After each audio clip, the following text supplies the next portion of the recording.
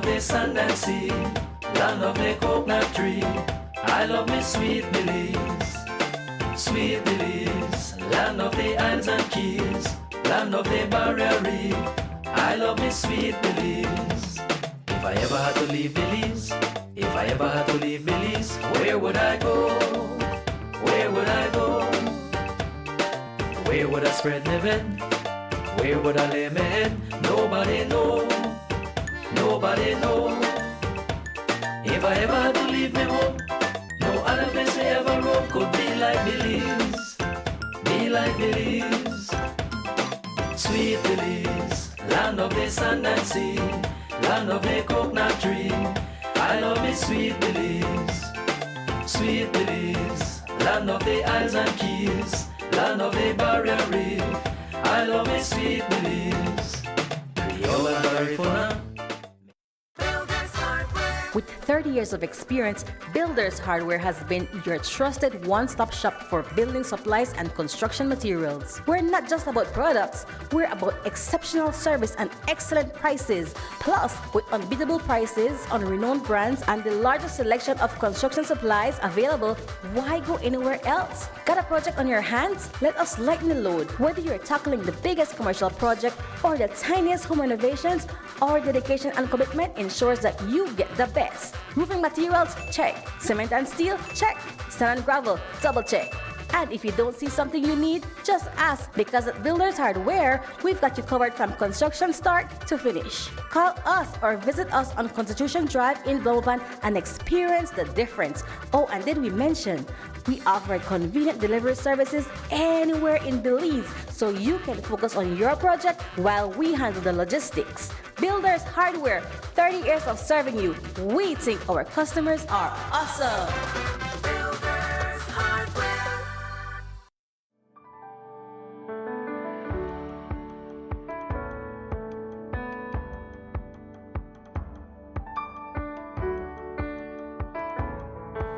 Good morning. Today we're going to look at Sedgwick, Meshach, and Abednego. You know, sometimes our very life is on the line. Not in other parts of the world, for the Lord. And those people have to make a decision as to what they're going to do. Being a Muslim, being a Christian in a Muslim country, especially a more aggressive one, I can just imagine that amongst the Taliban, those who decide to be Christians, you better make sure that you're serious about what you're going to do. You got to make sure that you're very serious about what you're going to do, because there's danger there in some of the Middle Eastern countries as well. In India, they say when a person gets baptized, the person walks through the village. And those persons who are convinced, they know what is on the table, but they also have seen the light. They have seen the light. Here in Belize, it's good, but it's also bad, because people could be free to flip-flop. Not in those places. In chapter 3 of the book of Daniel, starting from verse 16, we're going to read this morning. It says, Sedgwick, Meshach, and Abednego answered and said to the king, O Nebuchadnezzar, we are not careful to answer thee in this matter. He's already proposed to them because they refused to bow down. So they are saying to him, we will answer you, and we're not going to be careful in this answer that we give. We are simply going to not bow down. They said they're not going to be careful in this any answer. He said, if it be so, our God whom we serve is able to deliver us from the burning fiery furnace, and we will deliver, and he will deliver us out of thine hand, O king. You see, they're showing their faith in the Lord. You say, if it come to whatever to be saved, our God can save us, and we are going to be careful how we answer you. Verse 18 says, but if not, be it known unto thee, O king, that we will not serve thy God, nor worship the golden image which thou hast set up. Now this is, I believe, easier said than done for a lot of people, because people have not considered what is on the table. Even when our life is on the line like this, we better ask God to support us in these times, because as they're saying, if they compromise their position, it's going to be a temporary reprieve. But really and truly, they would have lost their salvation on a long-term basis, which they were not up to, they were not willing to do. And we must ask God for that. And if these boys are demonstrating to us, even when the most important thing that you have, your soul is on the line, be careful how you give up the Lord. How the world responds, how the devil wants to respond in verse 19. That then was Nebuchadnezzar full of fury, and all the form of his visage was changed against Shadrach, Meshach, and Abednego. Therefore he spake and commanded that they should heat the furnace 17 times more than it was wont to be heated. So in order to heat the oven 7 times hotter. Now the king is angry with these fellows. They are seeing just problems now. So the devil puts a face on them that they will may just shrink back and say, all right, we change our mind. These boys did not change their mind. And the Lord said that these things are written as an example to you and I, to strengthen us, that if we find ourselves in this situation, we already know what we're going to do. To ask God to be with us through things like these, because compromise is not good. So, and he commanded the most mighty men that were in his army to bind Shadrach, Meshach, and Abednego and to cast them into the burning fiery furnace. So the decision was made that he's going to destroy these boys. Sometimes when we see destruction, it's only for a temporary period, even if it comes. But destruction of the soul is a perpetual thing that will never stop. And when we put two things together, saving our soul is the most important thing in this life. As a matter of fact, it's more about loving God. Loving God, because they are saying that they will not worship this image that Nebuchadnezzar has set up. Then these men were bound in their coat, their hosen, and their hats, and their other garments, and were cast into the midst of the burning fire. So the children said they had said, but they had made up their minds, something in their experience, to believe, sincerely believe that things can happen. And it is the doubt that keeps us from getting the answer to our prayers. So the Lord has shown me last night again. It's the doubt that we have. These boys said what they think is going to happen. They will not bow down, and they believe saving is supposed to be, if they're supposed to be saved, then God is going to save them. And that's what they believe. Something that exposed them to the word of God, exposed them to God, has given this assurance to them that they can stand firm. So then these men were bound, therefore, because the king commandment was urgent, and the furnace exceeding hot, the flames of the fire slew those men that took up Shadrach, Meshach, and Abednego. They say, God always give evidence, because there are some people who are evil. They'll want to tell you why they didn't burn, or if it's even true. Some people will look at this and say, this may not even be true. Why are you believing this nonsense? This is fairy tale. We as Christians believe this. But there are people who are going to try to get us not to believe. And they have already won if they get us not to believe these things.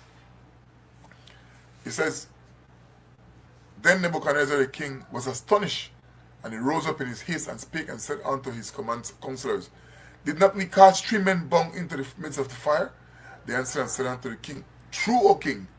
He answered and said, lo, I see 4 men loose, walking in the midst of the fire, and they have no hurt, and the form of the 4th is like the son of a god, because that's who it is.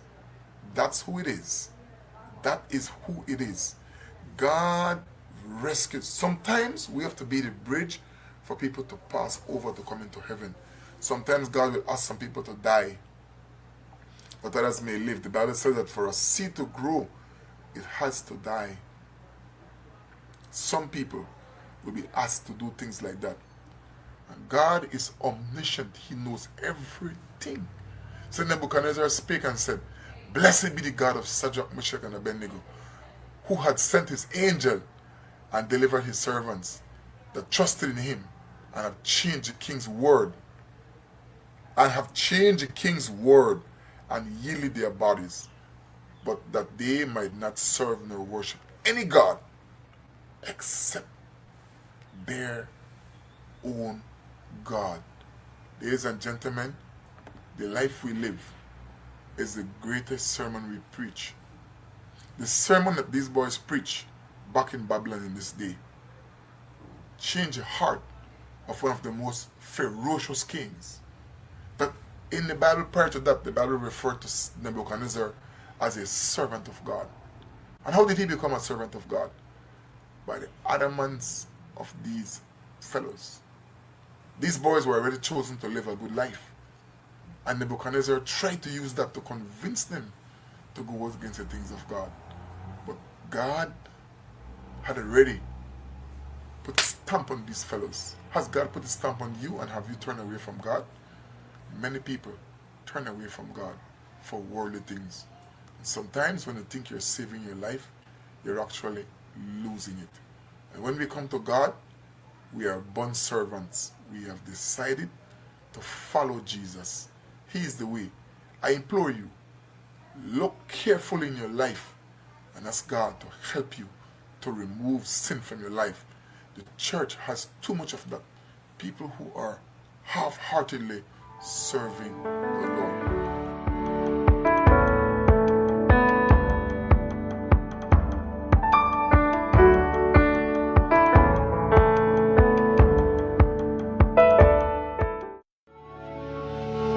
Blessed Gardens is servicing home gardens across the country from the nation's capital and helping Belizeans reconnect with nature.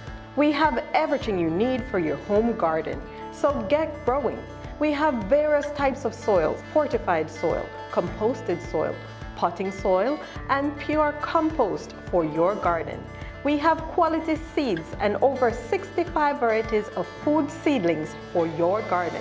We even have organic insecticides available, EM soil treatment, and Polyshade for your excessive sun or rain. Blessed Gardens has all your garden solution in one location. Call 610-5679.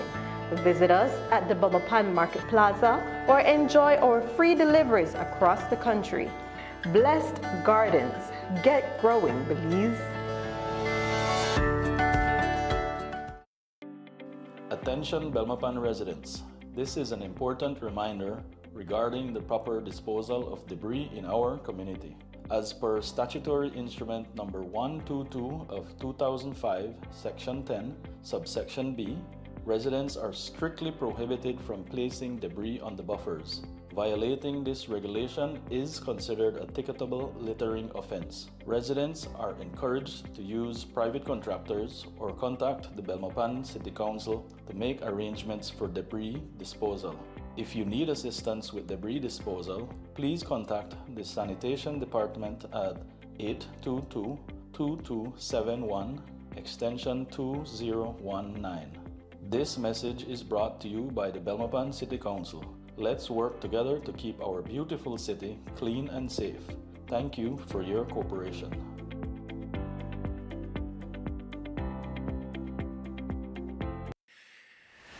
City residents, civic pride is all our responsibility. It's about taking ownership of our city and embracing its beauty.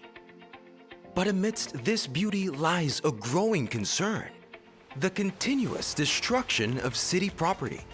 And a part of civic pride is taking care of public property. Therefore, the Belize City Council takes this time to remind city residents that these acts are not just vandalism. They are crimes against rights to property and criminal damage to property. Under Chapter 101 of the Criminal Code within the substantive laws of Belize, a person who, without lawful excuse, destroys or damages any property belonging to another, intending to destroy or damage such property, or being reckless, shall be guilty of a crime. Upon conviction, a person can face up to 1 year imprisonment. We must all do our part to safeguard what belongs to all of us, what belongs to our city. Together, we can make a difference. This is our city. Let's respect it. Your Belize City Council, always about the people.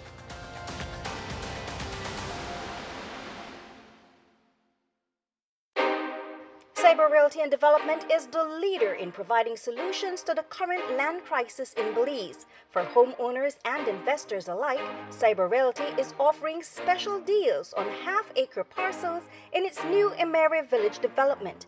Enjoy prime land off Mile 37 on the George Price Highway at an unbeatable price. All you need is the initial down payment of $275 Belize dollars. Take advantage and reserve your half-acre home sites today. Emery Village, Join the community.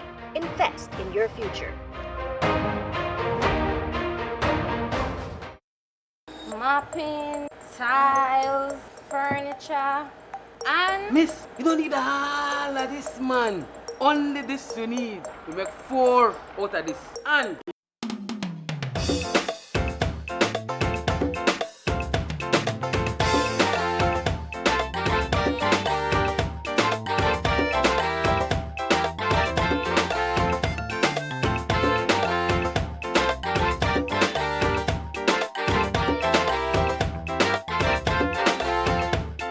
Sweet Belize, land of the sand and sea, land of the coconut tree. I love me sweet Belize. Sweet Belize, land of the islands and keys, land of the barrier reef. I love me sweet Belize. If I ever had to leave Belize, if I ever had to leave Belize, where would I go? Where would I go? Where would I spread my bed? Where would I lay my head? Nobody know. Nobody know. If I ever had to leave me home, no other place I ever roam could be like Belize. Be like Belize. Sweet Belize, land of the sand and sea, land of the coconut tree. I love me sweet Belize. Sweet Belize, land of the islands and keys, land of the barrier reef. I love me sweet Belize. Rio and Barifuna. Builders Hardware. With 30 years of experience,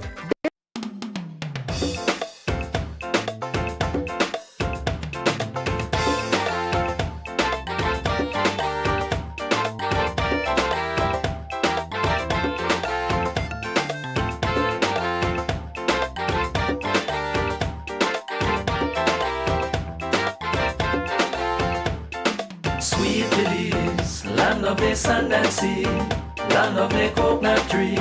I love me sweet Belize. Sweet Belize, land of the islands and keys, land of the barrier reef. I love me sweet Belize.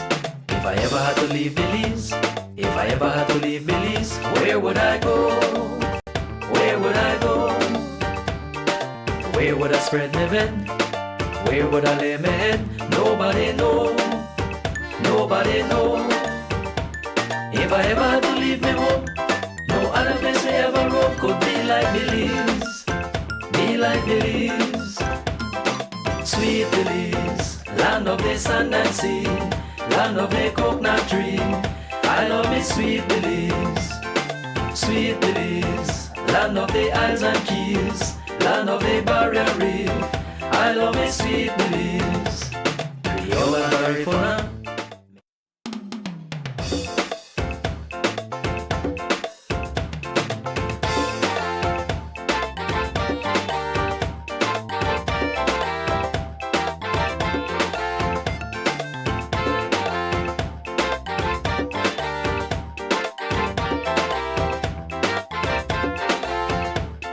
Sweet Belize, land of the sand and sea, land of the coconut tree. I love me sweet Belize. Sweet Belize, land of the islands and keys, land of the barrier reef. I love me sweet Belize. If I ever had to leave Belize, if I ever had to leave Belize, where would I go? Where would I go? Where would I spread my bed? Where would I lay my head? Nobody know. Nobody know. If I ever had to leave me home, no other place I ever roam could be like Belize. Be like Belize. Sweet Belize, land of the sand and sea, land of the coconut tree. I love me sweet Belize. Sweet Belize, land of the islands and keys, land of the barrier reef. I love me sweet Belize. Rio and Barifuna.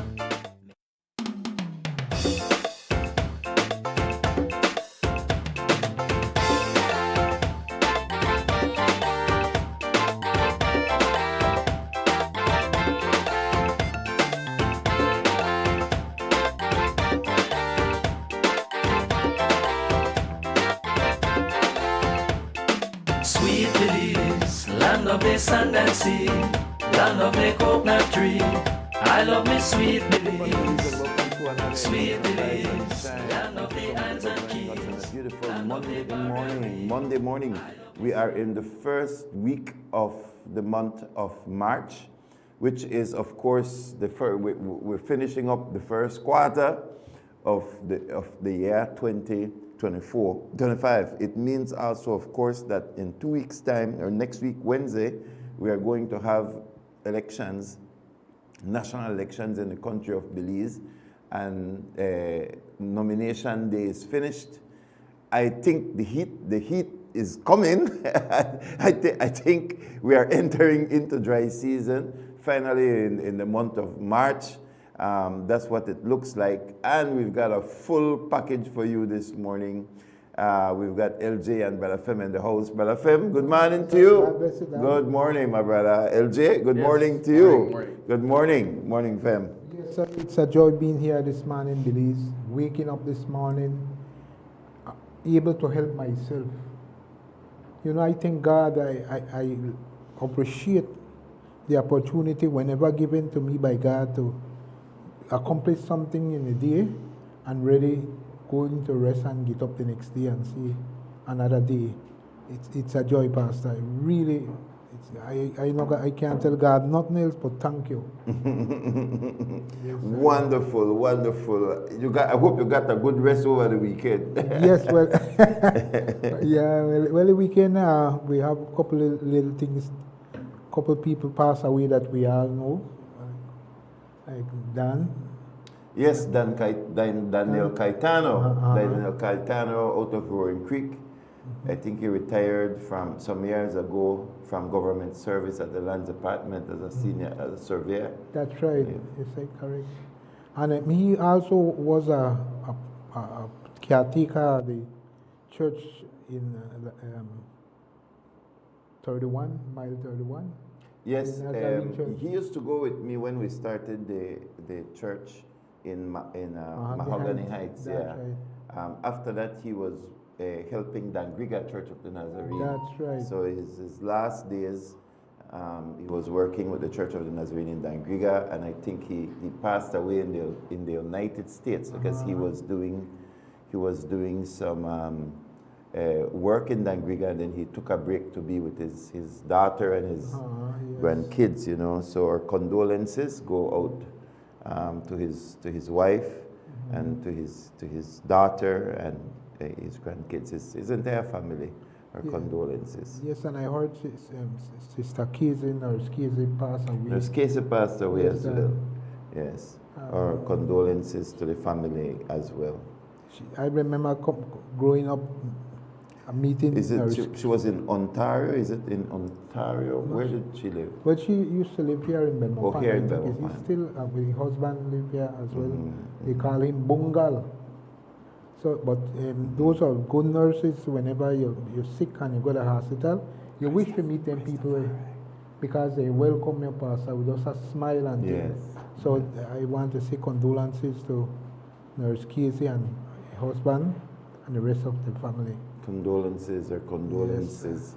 Well, LJ, I don't know if your week was as busy as Bro Fem's week. He was certainly collecting. I noticed you make the news last week, so. The week was busy, but the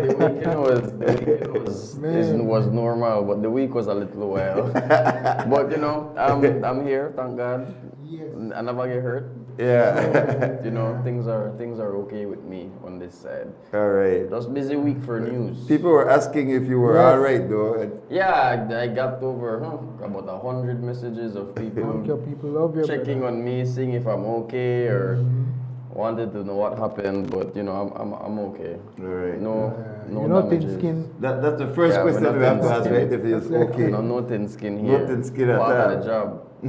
Stand up wrong. Yes. Right. And knowing your rights, knowing what is expected of you as a journalist. Glad that you were okay. It was very interesting with Bro Fem because I think that was my wife's birthday. It happened on Shasta's birthday. On the day of her birthday party. Which is Thursday. Yeah, it happened on Friday. Friday. Oh, no. It did happen on Thursday. Yes. Thursday on her birthday. Happened on my mom's birthday. So Great birthday gift. Yeah.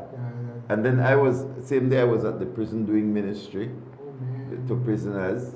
Along with 2 other pastors, we baptized over 75, 75 prisoners. But that was powerful. That was something to be a part of. So I had to try and get man out of jail, and the police try to put my son in a jail. And it's weird because I usually go with a cameraman. Yes. But because we got the information that someone drowned at Guanacaste Park at around 6, I said, I have to go by myself because news starts at 6.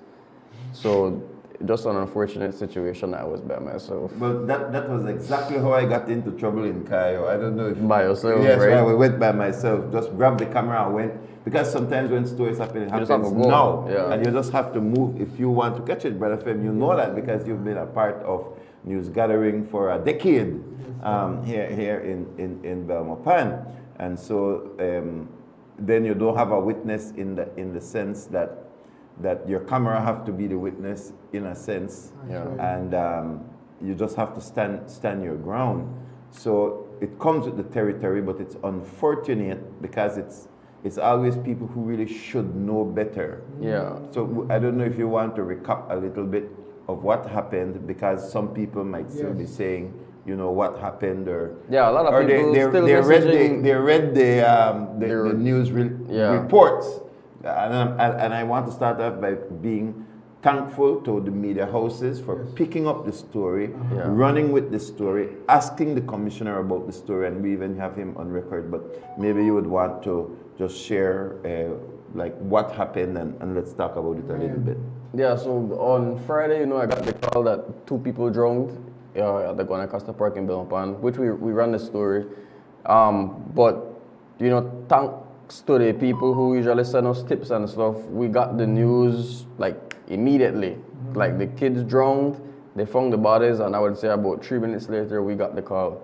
So I managed to reach at the Guanacaste National Park, I would say maybe about 3-4 minutes after the police arrived.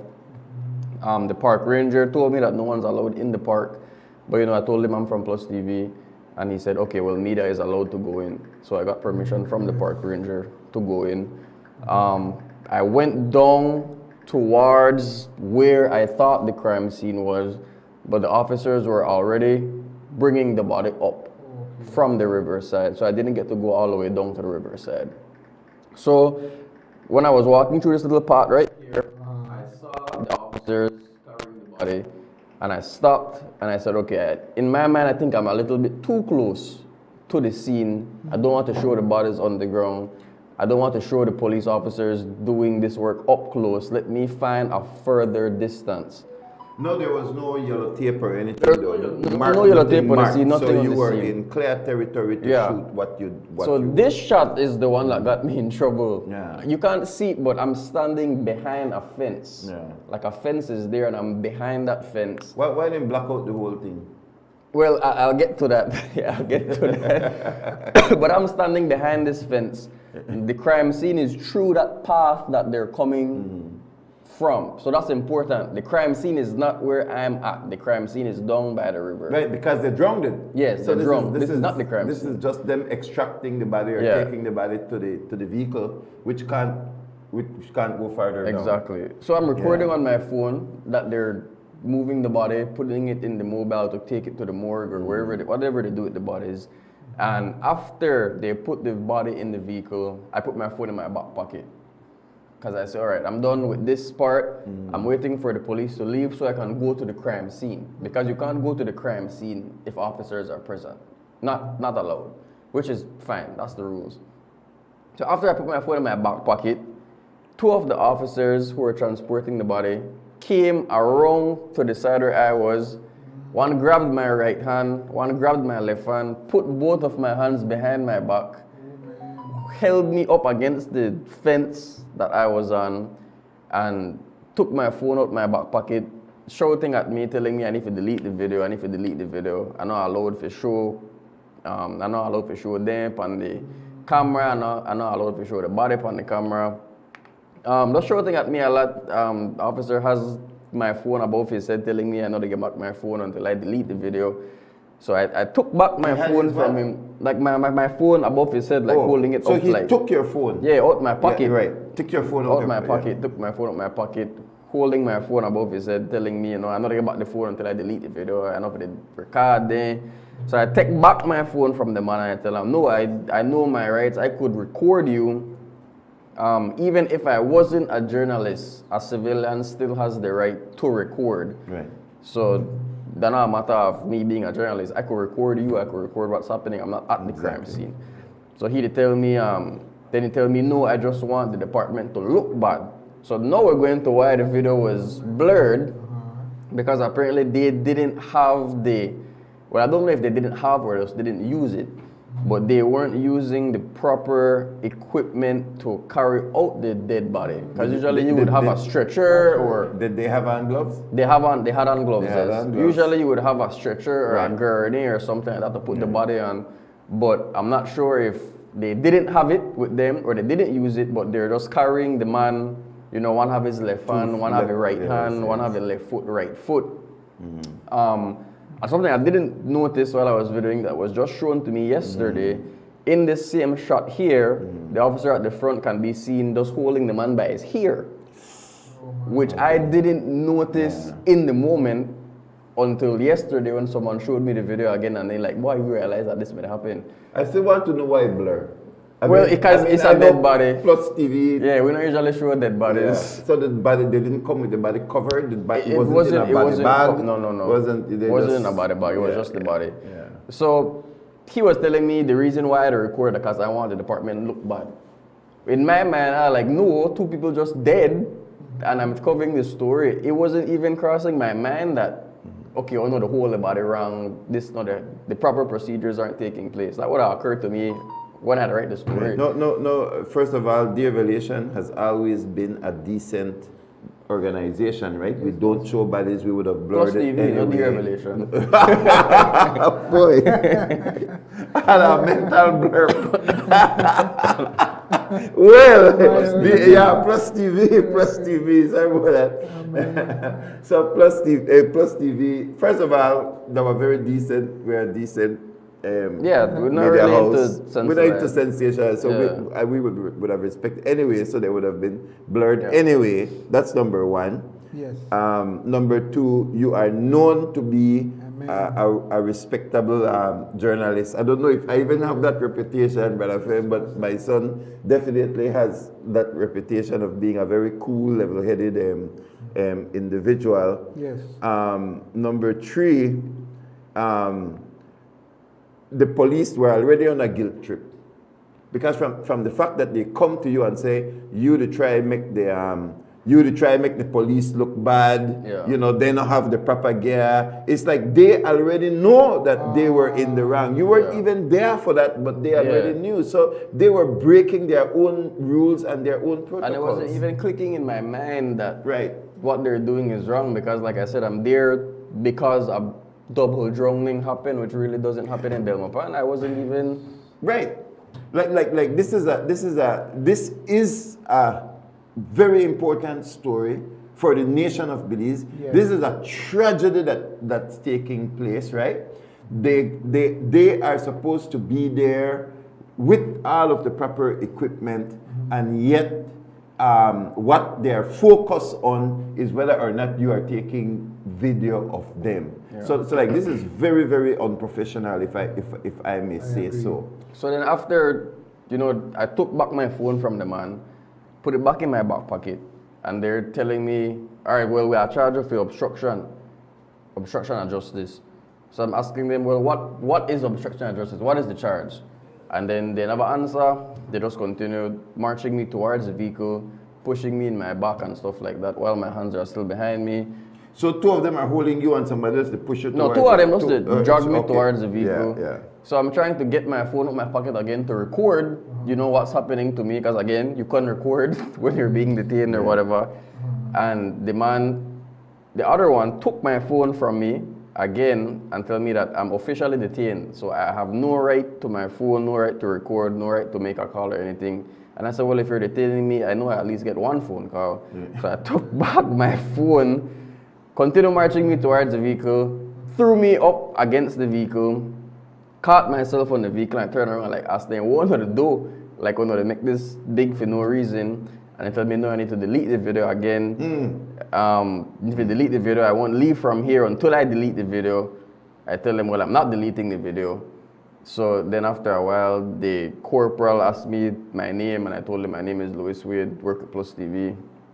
Then he waited for like 20 seconds and then decided to tell the other guys to let me go. He walked away, came back, started pointing in my face and telling me, well, if you not delete the video, if you post it, I'll sue on R, you know, they cuss me out. And then he finally walked away, and then I asked him, let me get your name and badge number so I could, you know, make a report. Didn't answer me, continue walking. And then the other guy, I asked him, what about you? What's your name and your badge number? And he, you know, showed me his middle finger, told me to F off, and he told me that's my name, F you, and get the F out there. And then, you know, I left the scene. So, yeah, that was pretty much very interesting. Happy birthday, Mom, on her birthday.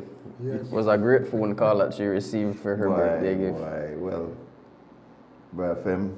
Yes, but, you know, I have to give credit to the higher-ups of the Rowan Creek formation because, like, 15 minutes after the incident, they called me stating that they already heard what happened, that the officers were in the wrong, asking me to make a report against them. So, you know, I think today, if I have a little free time, I should go, you know, file the report at the professional standards branch.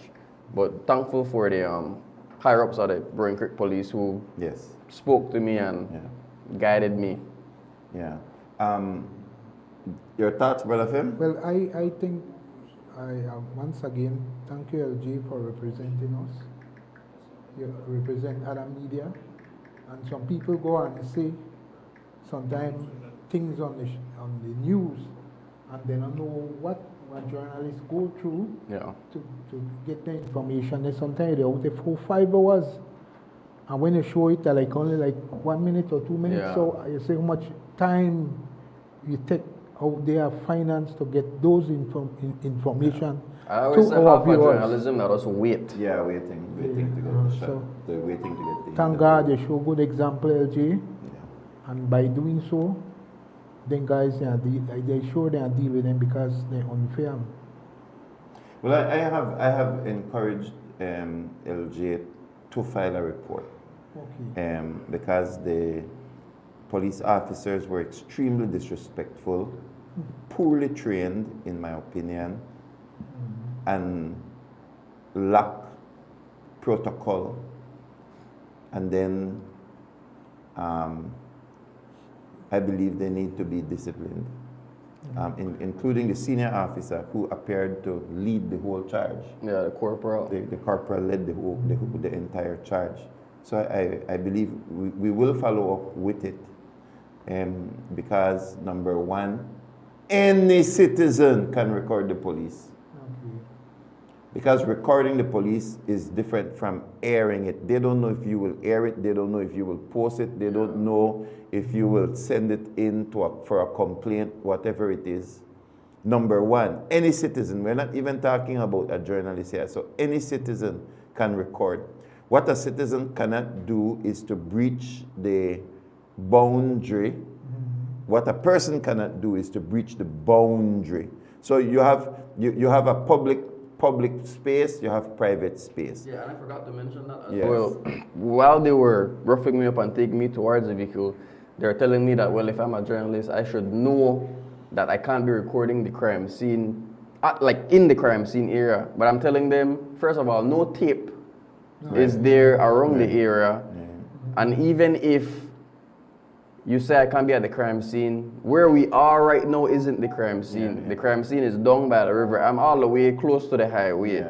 But no tape was there, and I told them, hey, no tape there, so I really can't tell me where to go. But this could have all been avoided, you know, if at this point here, if they would have looked at me and just say, hey, bro, you could just please excuse from the area now, because we both examine or whatever. Cool, no problem. But no talking, just after the body was thrown straight towards me and start pinning me up. no talking at all. Could have all been avoided. Yes, sure. Morning. Hi, good morning, Pastor Wade. Good morning, Fem, and LJ. good morning, Pastor Wade. Good morning. I'm so sorry for what you do that day. I saw it on the news, and it's so sad, man. People, not everyone, men, but police have to be very, very careful. You have to have, when you go to police, you have to get patient. Patient are the thing that can be through this world. And you, as your son being a journalist, it's so sad.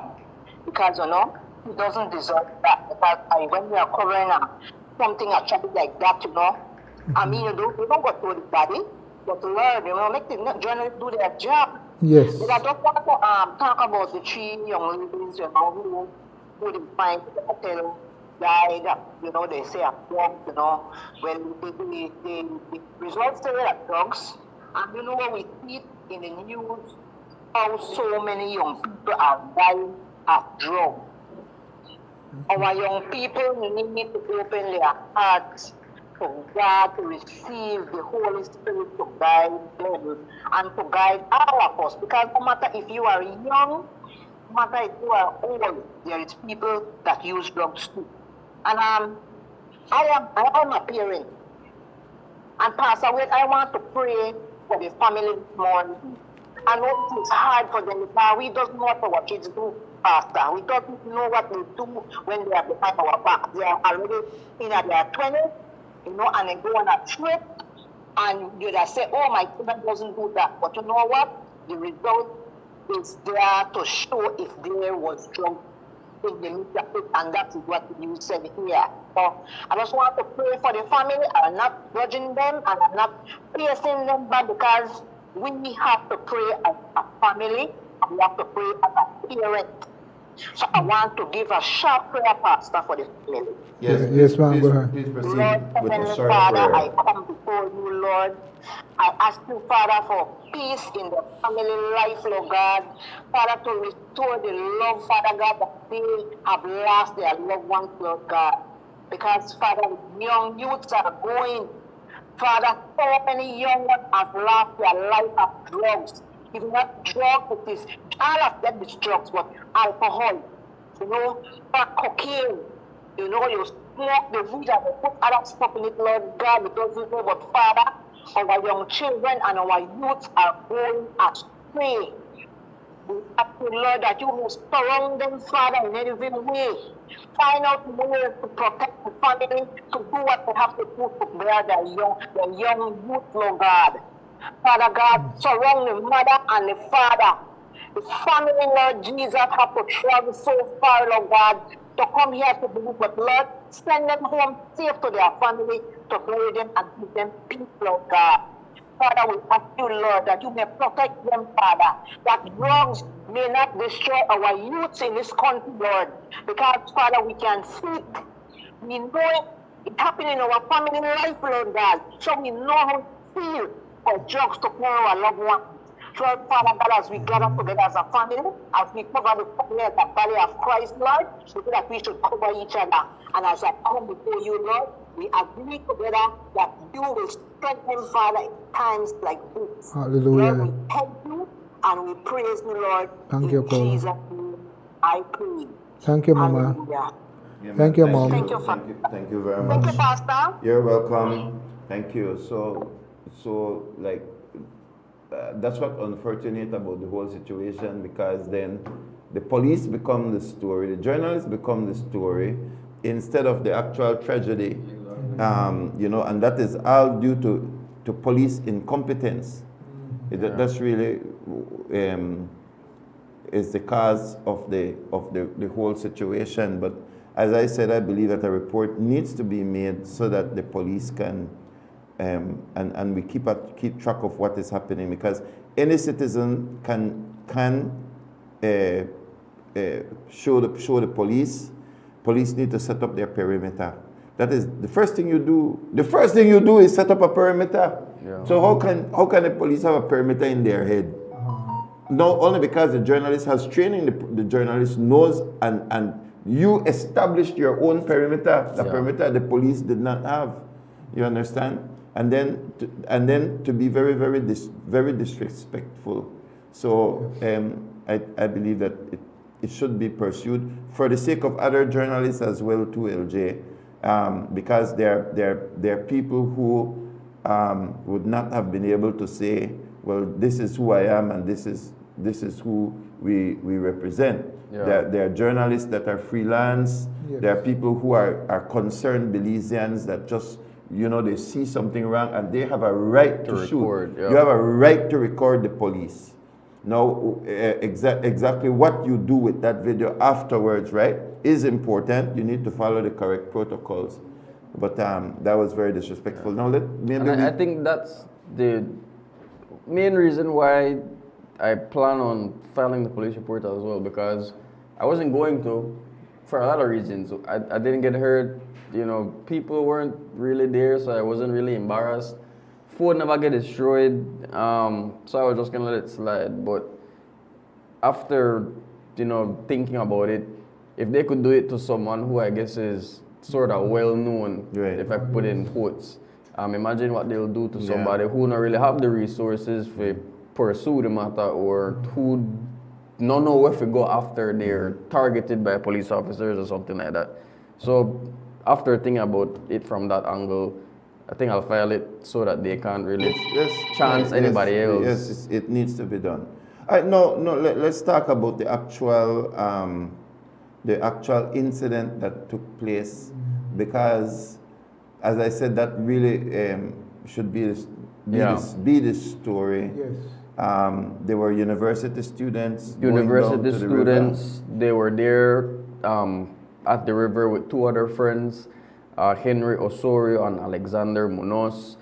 From what I've heard about them, super bright students. I mean, like, band class, we teach themselves because they don't like how the teacher teach. That kind of smart. But they were there socializing with two of their friends, drinking. One of the guys decided to go for a little swim. He started to drift away, and that's when the other guy decided to jump in and help him. And unfortunately, neither of them came up. The girls called the police, and by the time the police came, they were searching for about 20 minutes. And after that, both guys were pronounced dead. But very tragic incident. I know people are calling for maybe some rangers to be stationed by the riverside for Guanacaste, because I know the rangers are mostly up. But people are asking if rangers could be maybe by the river, not a lifeguard per se, but at least someone watching the river, but the big river. And a lot of places to swim, so I don't think they have the manpower. But after that we went to the university, and shout out to the University of Belize for handling the situation, how they are handling it.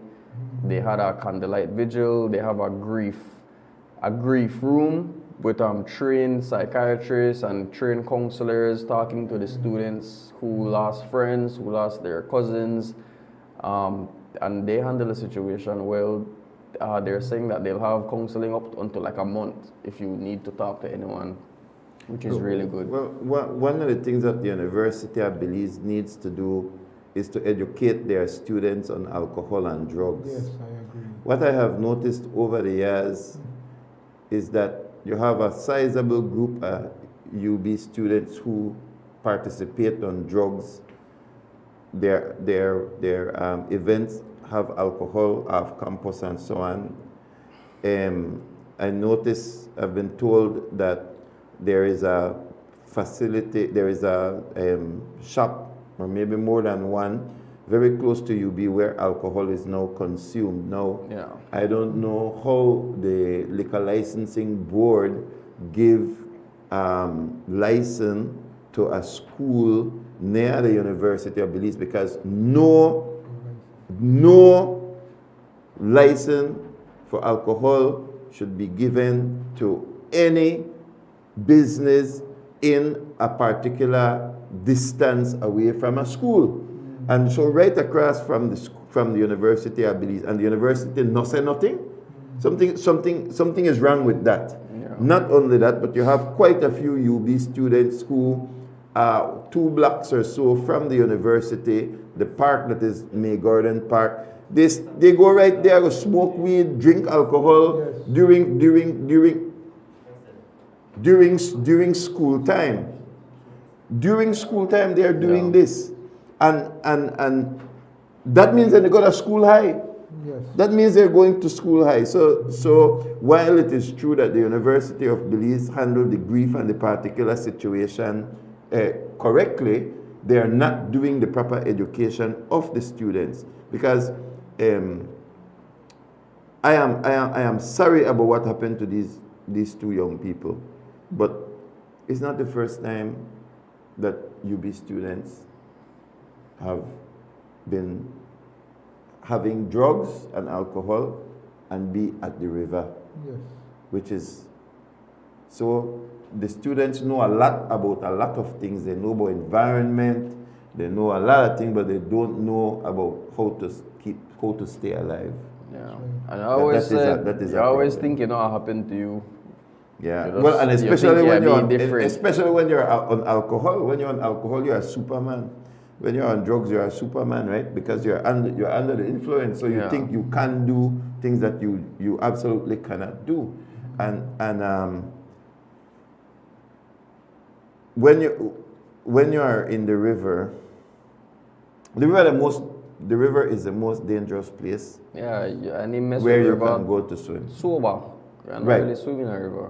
You don't mess with river sober. So for them to go, they're so near to death and don't know it.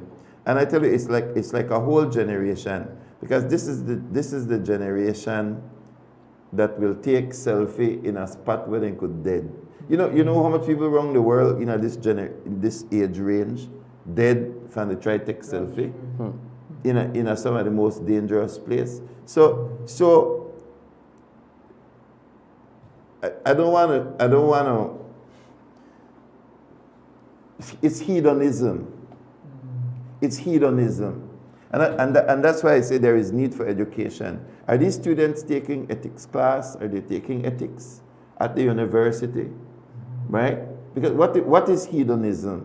Hedonism is when you live your life for pleasure. That's the definition of hedonism. So pleasure comes above everything else. Pleasure comes above safety. Pleasure comes above everything. So they are making decisions based on the pursuit of happiness and pleasure, not understanding that many of these things lead to death. Yeah. And then when the death takes place, then everybody, all the young people on Facebook, RIP and me boy gone and me this, me that, next. And they do not understand that if you court death, death will come knocking. And so my heart is so sad. Yes. 2 handsome young men, brilliant young men, full of potential. Their life has been cut short because they did not know that alcohol and nothing mix. Yeah. So you will take alcohol down to one of the most dangerous places, which is a river, because a river is totally unpredictable. Totally unpredictable. And alcohol and how you respond to it, right? Because you're putting all of these chemicals in your body. Inhibitors. Right. So lactic acid. So all them cramps and so on, right? Because a cramp is based upon lactic acid developing in your muscles. And lactic acid develop, especially if you have alcohol, your body is trying to break down these things. And so the very thing that locks up your muscle, you are drinking, and then you're going to party. And watch Belize, Easter they come up. Easter they come up. Right? So what will happen to Easter during Easter? The average Belizean will take alcohol and their children and go find the most dangerous place, which is near a river and sea, and they are going to do exactly the same thing. Wow. And we're going to do it over and over and over, because the search for pleasure, hedonism, trumps everything else. And it is sad, but these are the times when we have to talk about these things. That's right. Because 2 people are dead, but we want to be able to save some life. This is why we talk about it. Let's save some lives. University of Belize, you need to have a seminar, a conference, a talk, or something. I want to hear the University of Belize. You could put off thing for constitution, you could put off thing for gender, you could put off all kind of event for all kind of craziness. Put on an event where you teach your young people to stay off drugs. I'd be willing to go there and tell them about fentanyl. I'm willing to go there because fentanyl is in Belize. Yes. And you see that triple overdose, that triple death that you see out there in San Pedro. We have that, and we have so much more to just show people. These are the consequences, right? Yeah. So this is important that Belizeans know. Let's save some lives instead of the right RIP all over the place and with the post-black bow all over the place. It is better for those people to be alive. Amen. It's better for them to be alive so that they can contribute to their family, contribute to the nation, and contribute to the world. Every time you have death of young people, you just cut off the potential for the future. I think we had another case, I don't know if we talk about it, no, because I don't think, the young man that has been missing for a month. Yeah, is that a part of what we look at this morning? Or what? Yeah, so last week, I said, man, last week, I mean, a busy week, Brother Fem, because that was the weekend when Mr. Boris got killed. Oh, man. So I said, I don't know if we could top that murder for a while. And then a week later, Mr. Raheem Usher was found. And that case is very, very, very interesting, because for those of you who don't know, who haven't been following up or keeping up with the news, Mr. Usher was missing for over a month. On January 25th, his family reported him missing, and on February 27th, so like 2 days after a month and 2 days, he was found dead with 2 gunshot wounds to the head. He was found wrapped in a black plastic bag with his face revealed and wrapped in a blue sheet with writing on the blue sheet. Very weird, mysterious case. People may say cartel. People think vigilante. I'm not sure what it is. Well, I should say I wasn't sure what it is. I think I have a good idea now. But yeah, Mr. Raheem was found in Orange Walk, San Antonio, by the bushes, by the riverside, not in a decomposed state. So if you go missing for over a month and you were found dead a month later, not decomposed, it would be reasonable to assume that you were being held for the month. The commissioner says that there were no signs of torture. So I'm not sure what they were doing for the month if there are no signs of torture. That we are seeing, what is this video that we are seeing? This is where the body was found. So this is a village up north. This is San Antonio, Orange Walk. All right. Could we show the start of that again? Did I see blood? Was there fluid? I'm not sure if there was blood. Could we start and show this video again? Maybe it's a shadow or something, but right there. Yeah, look like blood. Could we zoom back in, please? Yeah. There. Yeah. There. Okay. See. So that person. Fresh blood. Very, very fresh. So that's telling you that the person. He was kept alive, and he was probably killed from the end of January. Right? January 25th. He went missing. So like the whole month of February. So about. More than 2 days. Yeah. Because he was found on the 27th of February. Now, it takes resources to keep a man, 1, alive, 2, hidden from the public, hidden from his relatives. The person is totally unable to break free from what they were.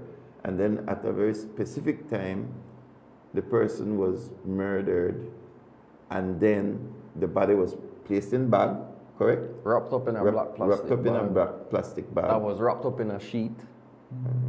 So two layers of being wrapped. So if you see the picture, bottom half covered in black plastic, top half covered in transparent plastic, and that entire body was wrapped in the blue sheet. Blue sheet. And so the blue sheet is probably for movement or something like that. No. Well, the blue sheet had the message on it. So the blue sheet was laid out specifically like that. Read the message. Right. Let me see if I could find it. Yeah, this is going to happen to those Chapulines who continue to bring down planes with drugs.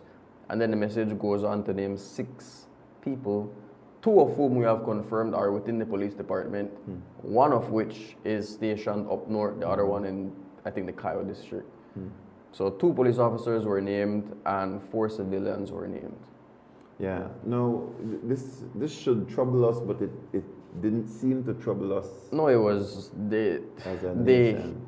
No, as a nation it troubled us, but I don't think it troubled the police who gave the interview. Man, I saw that interview afterwards. So you know, when big stuff like this happen, the media always messages. We have a group chat with the commissioner of police.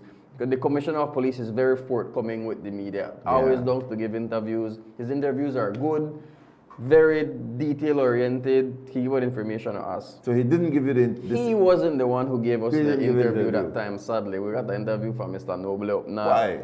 And he that like him with the pull teeth. He did not want to give. No, to me, the only thing Mr. Noble didn't do was give him the same finger where the police gave you at Guanacaste.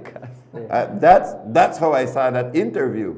I was like, if there was an award show once a year that journalists give people for the interview, for say who give the best interview, who give the worst interview, Noble would have gotten a trophy of being just the absolute worst interview ever. Like Mr. Noble, in my opinion, should be ashamed of himself for actually giving that interview. I thought that it was disgraceful. Yeah, it was. I thought it was disrespectful. It was a 20-minute interview. Yeah. And I would say about 30 seconds usable. Yeah, it was terrible. Like I was there watching a part of it, and I said, I think a child could do a better job. And this is a ranking police officer, right?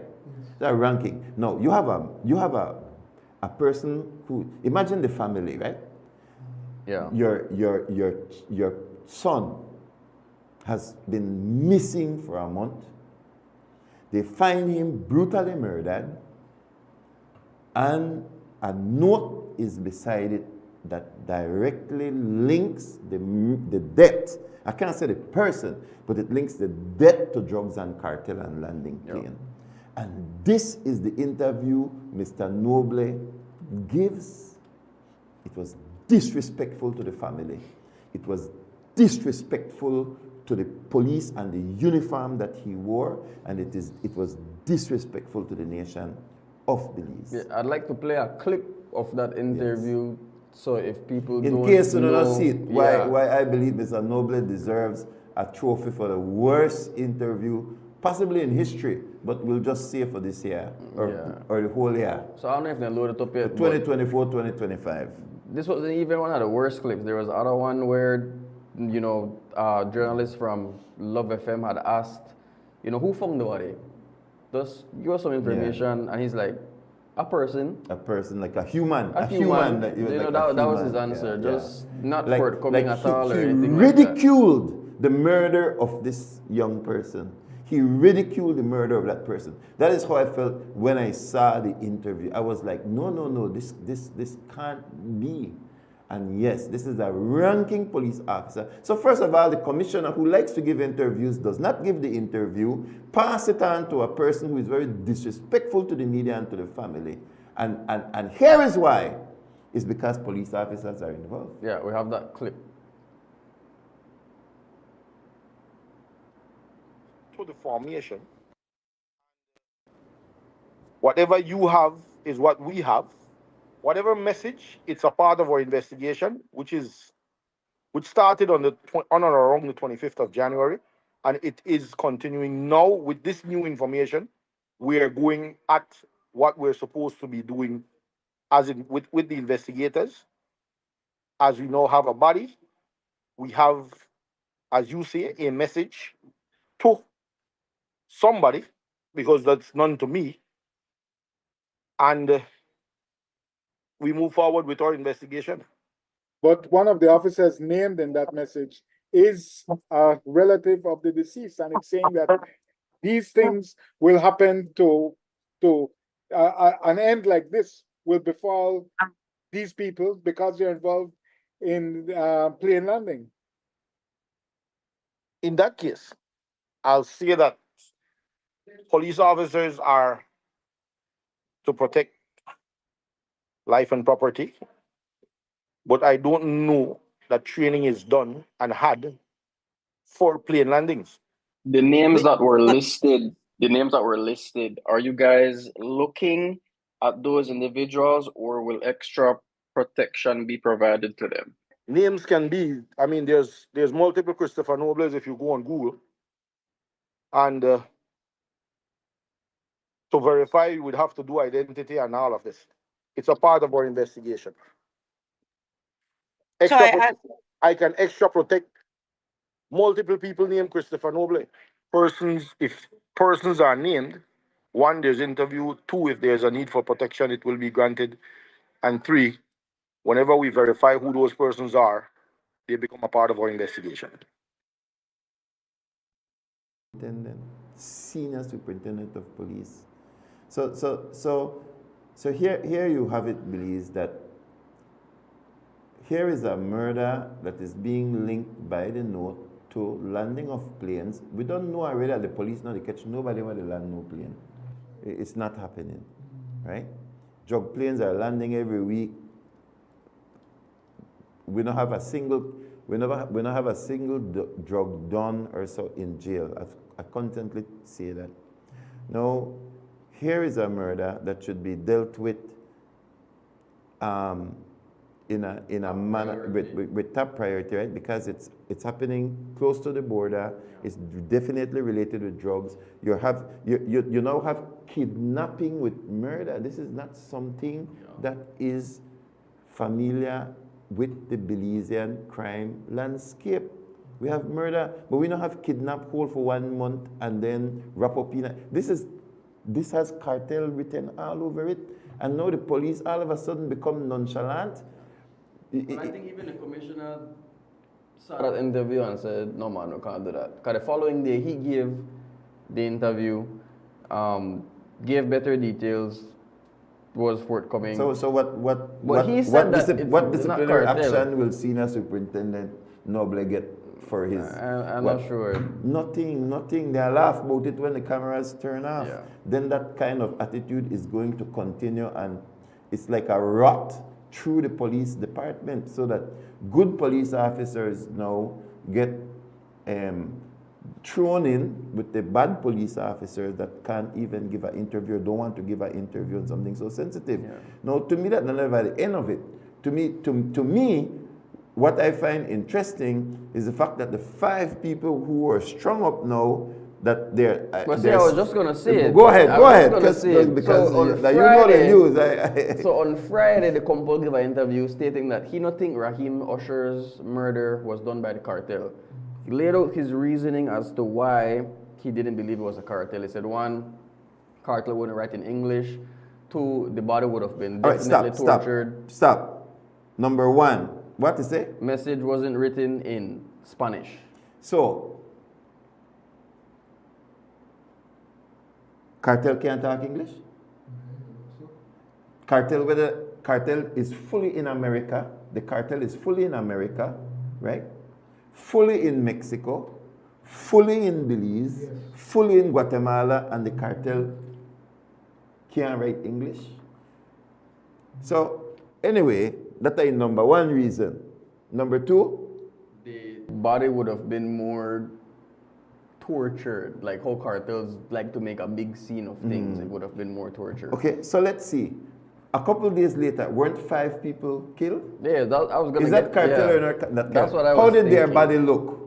Same way. Same way like that, right? Good. So number 2, this is the commissioner of police. Yeah, because This he is the was commissioner of saying that police. he believes it was done by locals who wanted it to look like a cartel hit. But then the 5 who were murdered, the killing looked exactly like the so 2. I was gonna get to that. So I was, you know, as a journalist, I tend to believe. You believe, the you commissioner, believe. I believe. Aye, boy. So I was like, all right, cool. Locals, we're looking at locals. Those were his 2 reasons. He gave some more, but I can't remember off the top of my but head. why can't locals be in the cartel? Why can't locals be the cartel? So why is there a separation between locals and cartel? When we know for a fact that locals have to be in the cartel, because the cartel is not like a group of people who come into your country and run back home. The cartel has Belizeans that work for the cartel, therefore the Belizeans are in the cartel. Yeah. So I have the commissioner's comments if you want to go over it. I can't remember it off the top of my head. Yeah. But I have the clip, so I'll let our technicians load them up. But before they load it up, and they'll tell me when it's ready. So he was saying that he believes that it's done by locals who wanted it to look like members of the cartel. So a journalist had asked him, well, what about, if that's the angle you're looking at it from, what about locals who have connections to the cartel? And he says, yes, that is a possibility. So these people might not be cartel members, but they may be cartel adjacent or something like that. All right, so we have the commissioner's comment, so you can hear his cartel reasoning. are like 3 man. Like, anyway. It's like my experience and observation, I know that there has been much talk in the media and in the public that this is a cartel hit or a cartel type killing, but I can say, and I hope that I am right, that this is nothing done by no cartel, but rather done by locals trying to make it look like cartel. That incident bears no signature of the cartel. One, we need to look at where the body was found. It is not an area prone to cartel operations. 2, cartels will not handcuff you front way. 3, if we look again at the note written in English, cartel will not write any note in English. And even the manner in which the body was found. There are several things that I could outline that makes me believe that it has nothing to do with cartel, but rather by locals operating in the northern districts who are trying to make it seem as if it was done by the cartels. So if you're trying to paint a picture and try to make something look a certain way, you'll do as best as you can to make it appear that way. And even so, to me, there is no such precision as you have outlined just a while ago. It's just they took the body and wrap it up in some plastics and throw it out there. I don't see nothing special about that at all. But we keep an open mind as we conduct the investigation.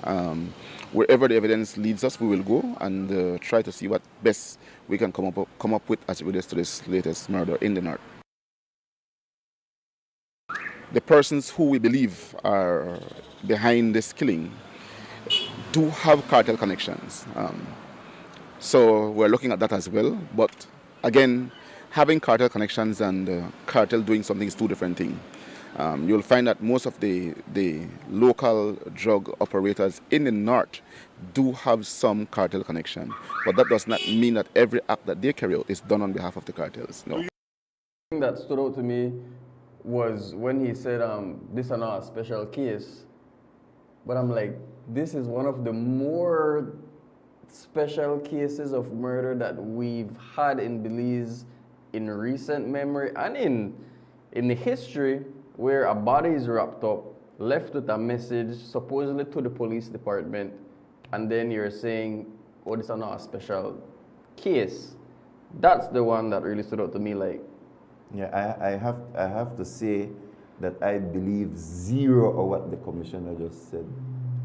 Like a big duck egg. I believe 0 of what the commissioner of police said. I believe he's covering, because that is a cartel hit. That is a cartel message. And then, how much days later the 5 get killed? I was just going to say, he was found on March 27th. February had 28 days. So 2 days later, on March 1st. 5 more men get string up. Yeah, and that one happened in Chetomal, brother Fem. Right. So, as I was saying, I was inclined to believe the couple when he said that, you know, Belizeans making it look like a cartel hit. Sure, I'll buy it. My trust went out the window when 2 days later, 5 people were found murdered in Mexico, right by Chetomal border.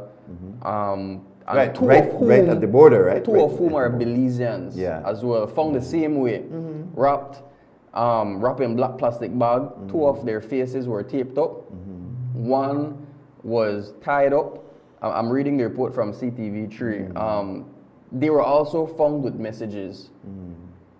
This one was written in Spanish, but I'm guessing because it's Mexico as opposed to Belize. But the message said, this will happen to all those who steal in this business. This is not allowed. Here is the example. Stop stealing from you know who. End quote. Vaguely similar to the message that Belize received on Mr. Usher. So this is when I was like, I don't know Belizean killed Mr. Usher. It's obvious that there's a connection to the 5 there and 1 there. And then another wrench that threw me off was when it'll be announced today at the press conference, but reports are that the 2 Belizean men who were killed were the main suspects in Mr. Usher's murder, which I believe is just super convenient for the police department, saying, we were coming close to find out. And then super convenient. Yeah, boy. No. This is corruption in the police department playing out before our eyes. That's how I see it. This is corruption. This is an attempt to cover. So if the police dare say today that the 2 people who died in Chetomal are directly linked to the murder that took place 2 days ago, then all faith are gone out the window. Not only that. So then it has to be cartel. How you be not cartel now then? Since these 5 were killed. 100%. 3 Mexicans and 2 Belizeans. So then is that a retaliation killing for the guy? So then they are saying that the guy who died first was a ranking cartel member. The first one who died. Because if the cartel don't kill for him murderers already, then he now a ranking cartel man. And I know for sure that poor guy was not a part of the cartel or anything. And then I guess if it was that the messages that were written on these new 5 bodies would indicate like this a payback or something. It wasn't. It's like a continuation of planes landing. One hit group come into the area, come clean up. And then they clean up and send messages. That is what is happening. A group has come into the area and then they execute and they carry out one set of. That is, let me say, that is beyond the capacity of our police department. It is beyond. Because the cartel is beyond the capacity of the Mexican government to the point where President Donald Trump has designated some of these cartels as terrorist group so that the United States can actually have the resources to fight the cartel. Because as it presently exists, the border situation between Mexico and the United States, they don't have the resources to fight the cartel. In other words, the cartel is far more superior to what exists at the border in the United States right now, at the border in Mexico and the entire state of Mexico, and without a doubt here in Belize. So in other words, in order for Donald Trump to fight the cartel, he has to literally designate them as a terrorist organization to bring the resources that are needed. So this is the problem, that the game is being played high above the head of the Belize Police Department, which is something that I have always feared, that we have politicians and business people in Belize and police officers who have played with the devil. They have played with the devil, and now the devil has planted a house inside Belize, and now Belize is beginning to see what Mexico is seeing. Woe! Woe!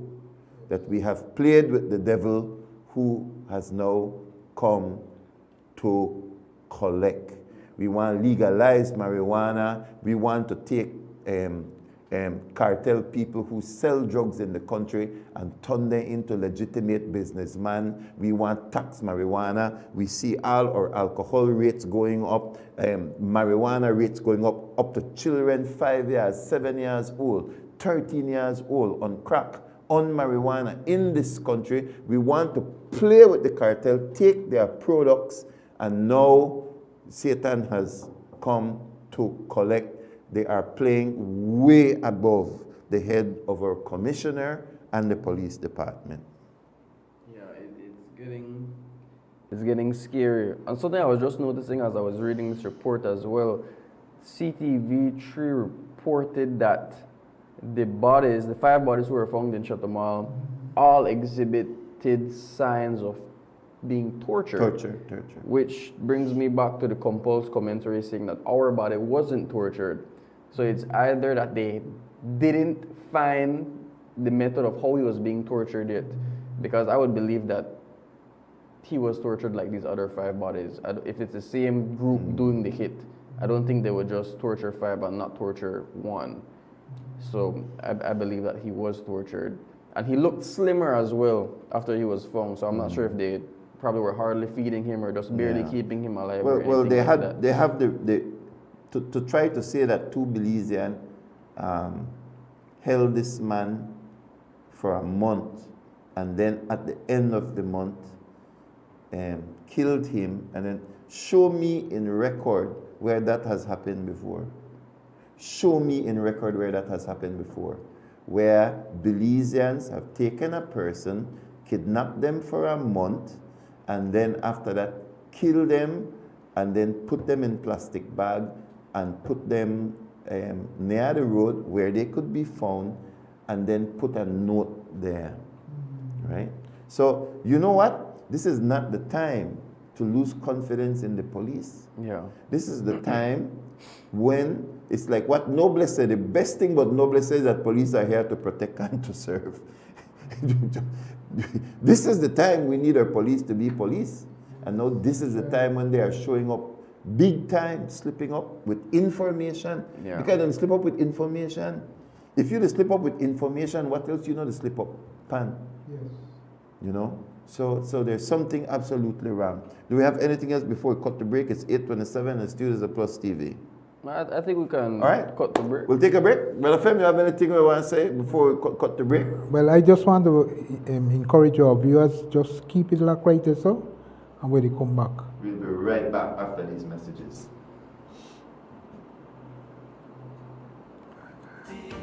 Land of the coconut tree, I love me sweet Belize. Sweet Belize, land of the islands and keys, land of the barrier reef, I love me sweet Belize. If I ever had to leave Belize, if I ever had to leave Belize, where would I go? Where would I go? Where would I spread my bed? Where would I lay my head? Nobody know, nobody know. If I ever had to leave me home, no other place I ever roam could be like Belize, be like Belize. Sweet Belize, land of the sand and sea, land of the coconut tree, I love me sweet Belize. Sweet Belize, land of the islands and keys, land of the barrier reef, I love me sweet Belize.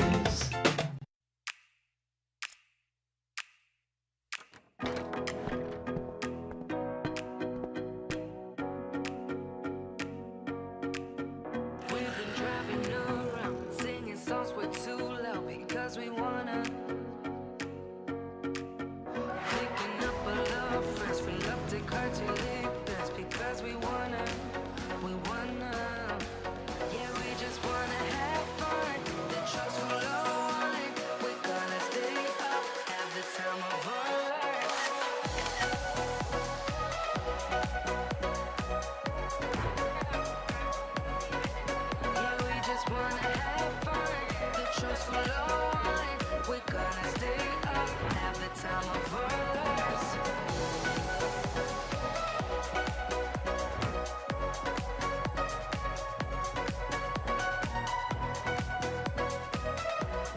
Honda Navi, a partner you can rely on. Benquip, equipment, parts, service. Ladies and gentlemen, this is what you've been waiting for. In this corner, we have the masters of limitless power and unbeatable connections.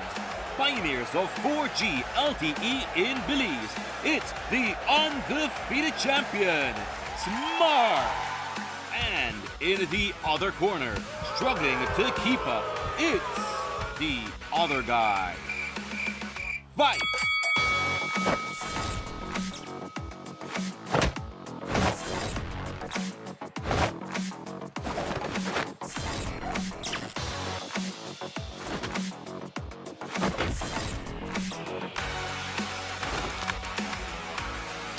Tired of getting blow after blow from a plan with the other guys? It's time to tap out and join the winning postpaid plan provider. Smart's postpaid plans are a total knockout to the competition, and they have once again powered up their postpaid plans. Sign up for one of Smart's boosted postpaid power plans today and experience the victory of superior service. Smart, bringing people together. Hello Belmopan, welcome back to the second segment in this series of the Trade License Act 2024. I'm Councillor Chris Enriquez, and today we'll be discussing your business productive footprint and how it impacts your trade license fee. Let's break it down. Your business's productive footprint is the square footage of the area where your operations are conducted. It excludes common spaces such as agricultural lands, lobbies, restrooms, stairways, parking lots, storerooms, and shared hallways, unless they are used for profit. Your business falls under an economic classification based on your business type. This classification, as well as your zone, will further determine the rate applied to your business. Hi, I'm Lauren Milton. I'm the Evaluation Manager here at Bro Fem City Council. I know a lot of people keep wondering what we're measuring when we visit their business. So let's take a closer look at what productive footprint looks like for the different types of businesses. As you can see, we measure the area used for business purposes only. This includes retail space, dining areas, or workspaces. For example, here's how the productive footprint is calculated for a coffee shop, a supermarket, and an office space, specifically an accounting firm. Let's take a coffee shop for instance. Here we see the kitchen, the bar, and the dining areas as productive space. What's noteworthy here is that a restaurant and an ice cream parlor has similar productive space as a coffee shop.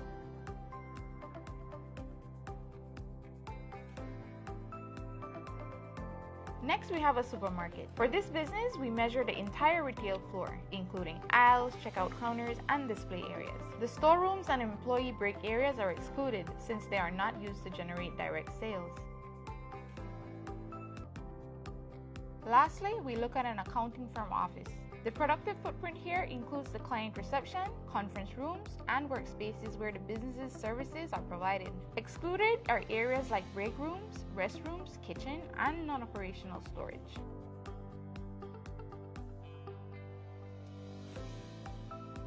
As you can see, productive footprint is the usable square footage where your business is conducted.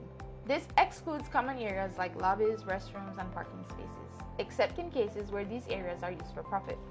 Remember, productive footprint looks different for different businesses, so be sure to accurately measure your premise to ensure your fees reflect your footprint. It is important to note that Schedule 8 of the Trade Licensing Act sets fixed trade license fees for specific classifications such as traveling professionals and auto dealers.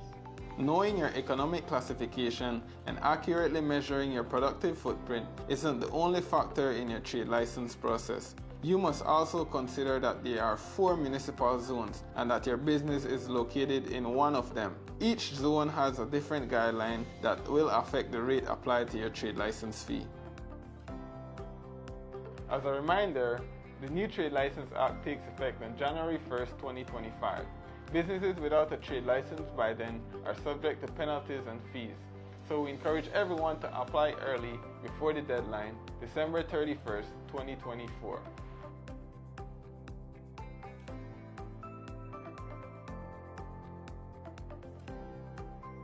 stay tuned to our next segment where we will answer your key questions. Thank you for watching, and let's build a prosperous Belmopan together.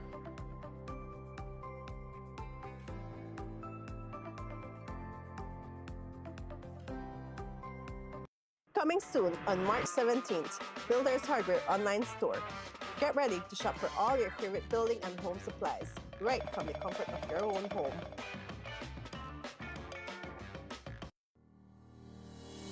Start the new year with big savings on your 2025 property taxes. From January 1st to March 31st, 2025, the Belize City Council is offering incredible property tax discounts that you won't want to miss. Prepay your annual property tax by January 31st, 2025 and enjoy 15% off. Pay by February 28th and you'll save 10%.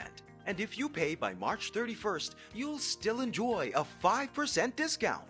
But wait, there's more. Senior citizens can enjoy a fantastic 35% discount upon full payment of property taxes for the property they reside on all year round. Please note, these discounts are available only to property owners who are up to date with their accounts. As you take advantage of this discount, we kindly remind all property owners of your responsibility to visit City Hall or utilize our online platform to complete your payments and to ensure your contact information is accurately updated in our system. For more details on these incentives, visit our Belize City Council Facebook page or give us a call at 227-3073, extension 261 or 264. Your Belize City Council, always about the people. Pletz Home Builders is the largest house building company in Belize. Pletz combines the best skilled workers, high-grade materials, and the latest technology to produce the highest quality wooden residential structures. Request any size, color, and the home layout you want. Choose from hardwood or painted metal outer walls. Pletz can modify any of their existing house plans to your satisfaction, complete with all the installation services you need anywhere in the country, including ambergris Cree. They can also lift your house to your desired height up to 9 feet. From properly treated and cured lumber to quality sidings and floorings, let Pletz Home Builders give your home the finish you need.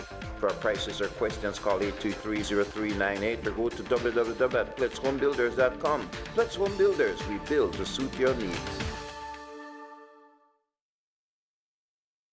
NextGen is thrilled to announce the launch of our brand new website. And guess what? It's designed with you in mind. Visit our new NextGen website at www.nextgen.bz. So what's new? Streamlined signups. You can quickly and easily sign up for our services. It's super simple. Easy account management, access and update. Sweet Belize, land of the sand and sea, land of the coconut tree. I love me sweet Belize. Sweet Belize, land of the islands and keys, land of the barrier reef. I love me sweet Belize. If I ever had to leave Belize, if I ever had to leave Belize, where would I go? Where would I go? Where would I spread my bed? Where would I lay my head? Nobody know. Nobody know. If I ever had to leave my home, no other place we ever roam could be like Belize. Be like Belize. Sweet Belize, land of the sand and sea, land of the coconut tree. I love me sweet Belize. Sweet Belize, land of the islands and keys, land of the barrier reef. I love me sweet Belize. Creole and Garifuna, Mestizo and Maya, living in peace. Sweet Belize, land of the sand and sea, land of the coconut tree. I love me sweet Belize. Sweet Belize, land of the islands and keys, land of the barrier reef. I love me sweet Belize. If I ever had to leave Belize, if I ever had to leave Belize, where would I go? Where would I go? Where would I spread my bed? Where would I lay my head? Nobody know.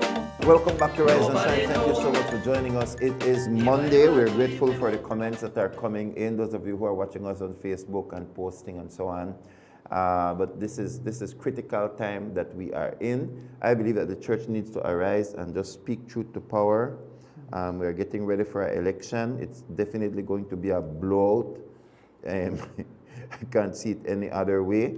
So when all of this power is concentrated in the hands of a few people, it really just gets to the head. So who's going to stand up to speak truth to power in this time? I'm not saying that the PUP will do bad things with their power, but we just know how power works.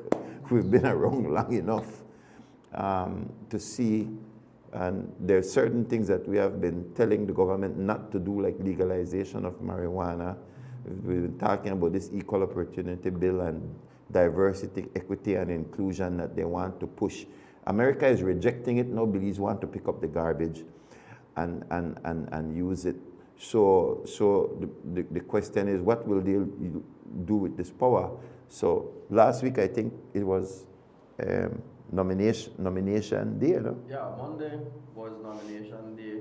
So, you know, people were out there in their blue shirts, their red shirts, hype for elections.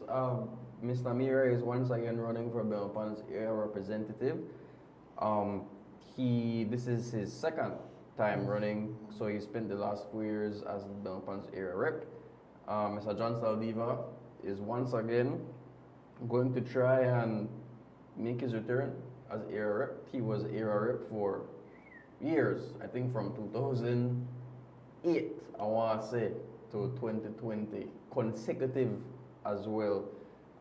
So huge accomplishment there. Wants to go back as the area rep because he believes that Belmopan isn't going in the right direction under Mira's leadership. But you know, Saldiva is just one part of the coin for UDP. He is Miss Tracy. He is Miss Tracy Panton's choice as or Tracy Panton. Tracy Panton is John Saldiva's choice. So I should say he's in Tracy Panton's camp. That's the camp.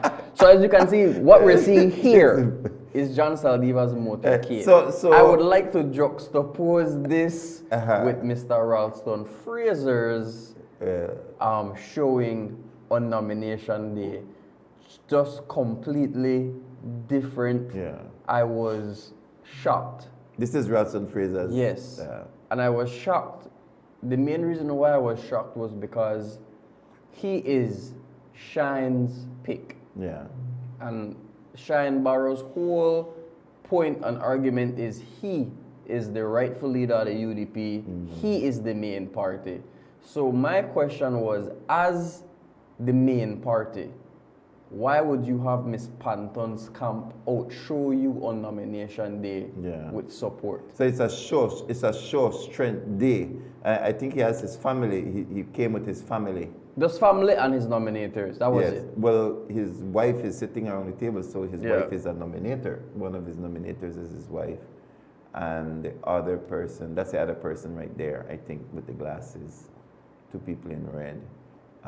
So is he saying that he chose not to have well, how would he frame it? I mean, they're politicians. So how would he frame all over the country, everybody is bringing a parade, and Ralston, Mr. Fraser, does not bring a parade. So I'll have them load up his comments, but it was very interesting to me. He said that all the fanfare, that's just one psychological game. Yes. Where people play. But I see that point, but it's been proven that the psychological game still works. Yes, so because why you're saying I am a contender. Exactly. Right? You're saying I am a contender. Like my chances are good. Yeah, these are the people are with. Exactly. So why would you not show up with that? I mean, even Mr. Saldiva had it. So we have Mr. Ralston comments, which I found very interesting. Let's hear Mr. Fraser's comments. Somebody met me this morning as there were at least 2 motorcades, and they asked me, where is my motorcade? I said, you know what, the vote of the people of Belmopan is not wrapped up in a bribe of motorcade. The vote of the people of Belmopan is not wrapped up in who gets paid whatever they get paid. the vote of the people of Belmopan is not wrapped up in the paraphernalia. Because when I see, with no disrespect to the different parties' flags, that's what I see when I see all of the hurrah and all of the noise and all of the distraction and all of the lure for your vote. But the people of Belmopan is beyond being lured for their vote. Yes, sir. I understand your point, but nomination days are usually days to show your muscle that come election day, these are the people behind me, this that the nice way I make. What went into this, the decision of not wanting a big machinery? LJ, you want to see me muscle? You know I took off my shirt out, LJ. That's not that you asked me, right? Political muscle. Of course. No, listen, that's a perception, my brother. That's a perception. Wave the flags in your face. Show the multitude of people. We're not going to discuss by what means those people have been gathered. But at the end of the day, LJ, beyond all the fanfare, beyond all the flags and all the noise,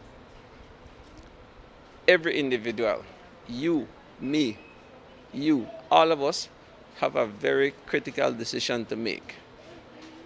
The question for Belmopan in making that decision is this: who is it that you want to be representing you in Belmopan? You know of those who are vying for the seat, who are making application for the same seat, that have passed.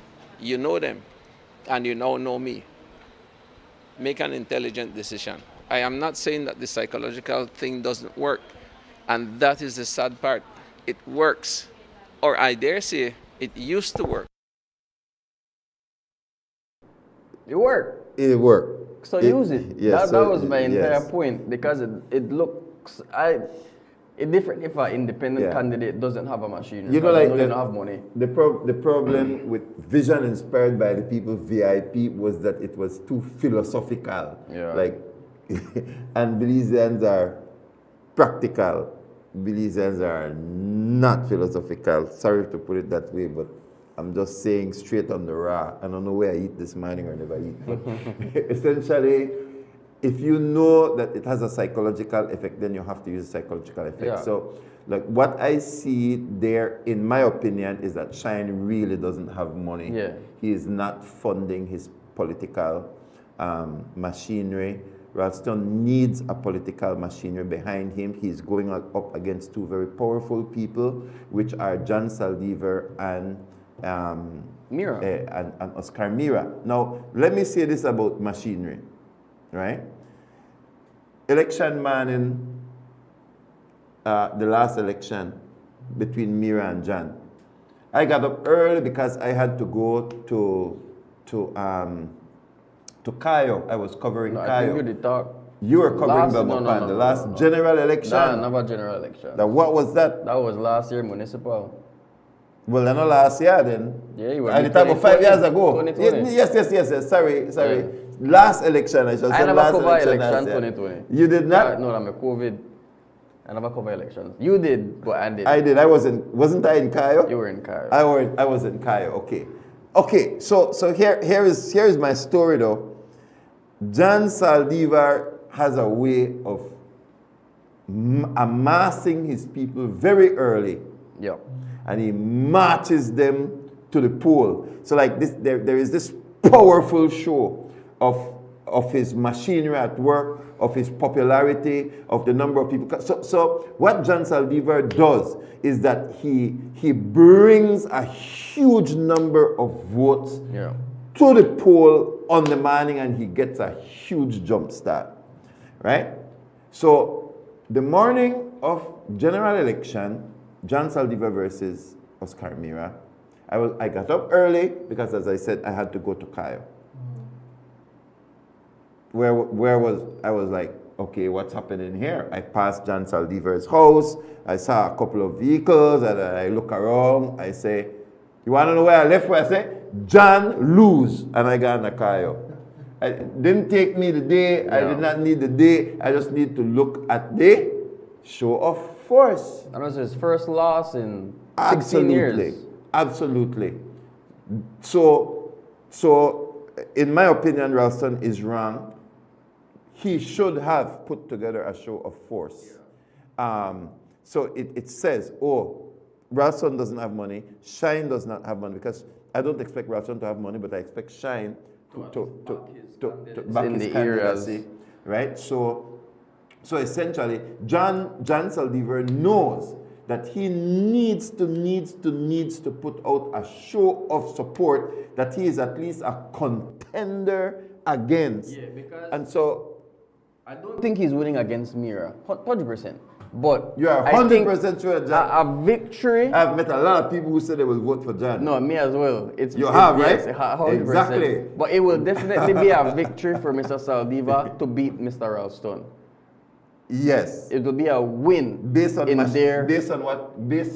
on the entire optics of the UDP at the moment, and based on Miss Panton versus Barrow.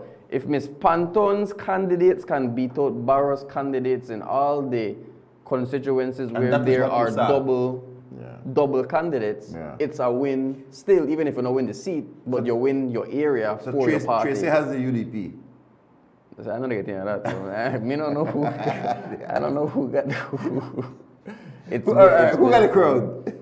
Well, in Belmopan, Mr. Saldivar have the crowd.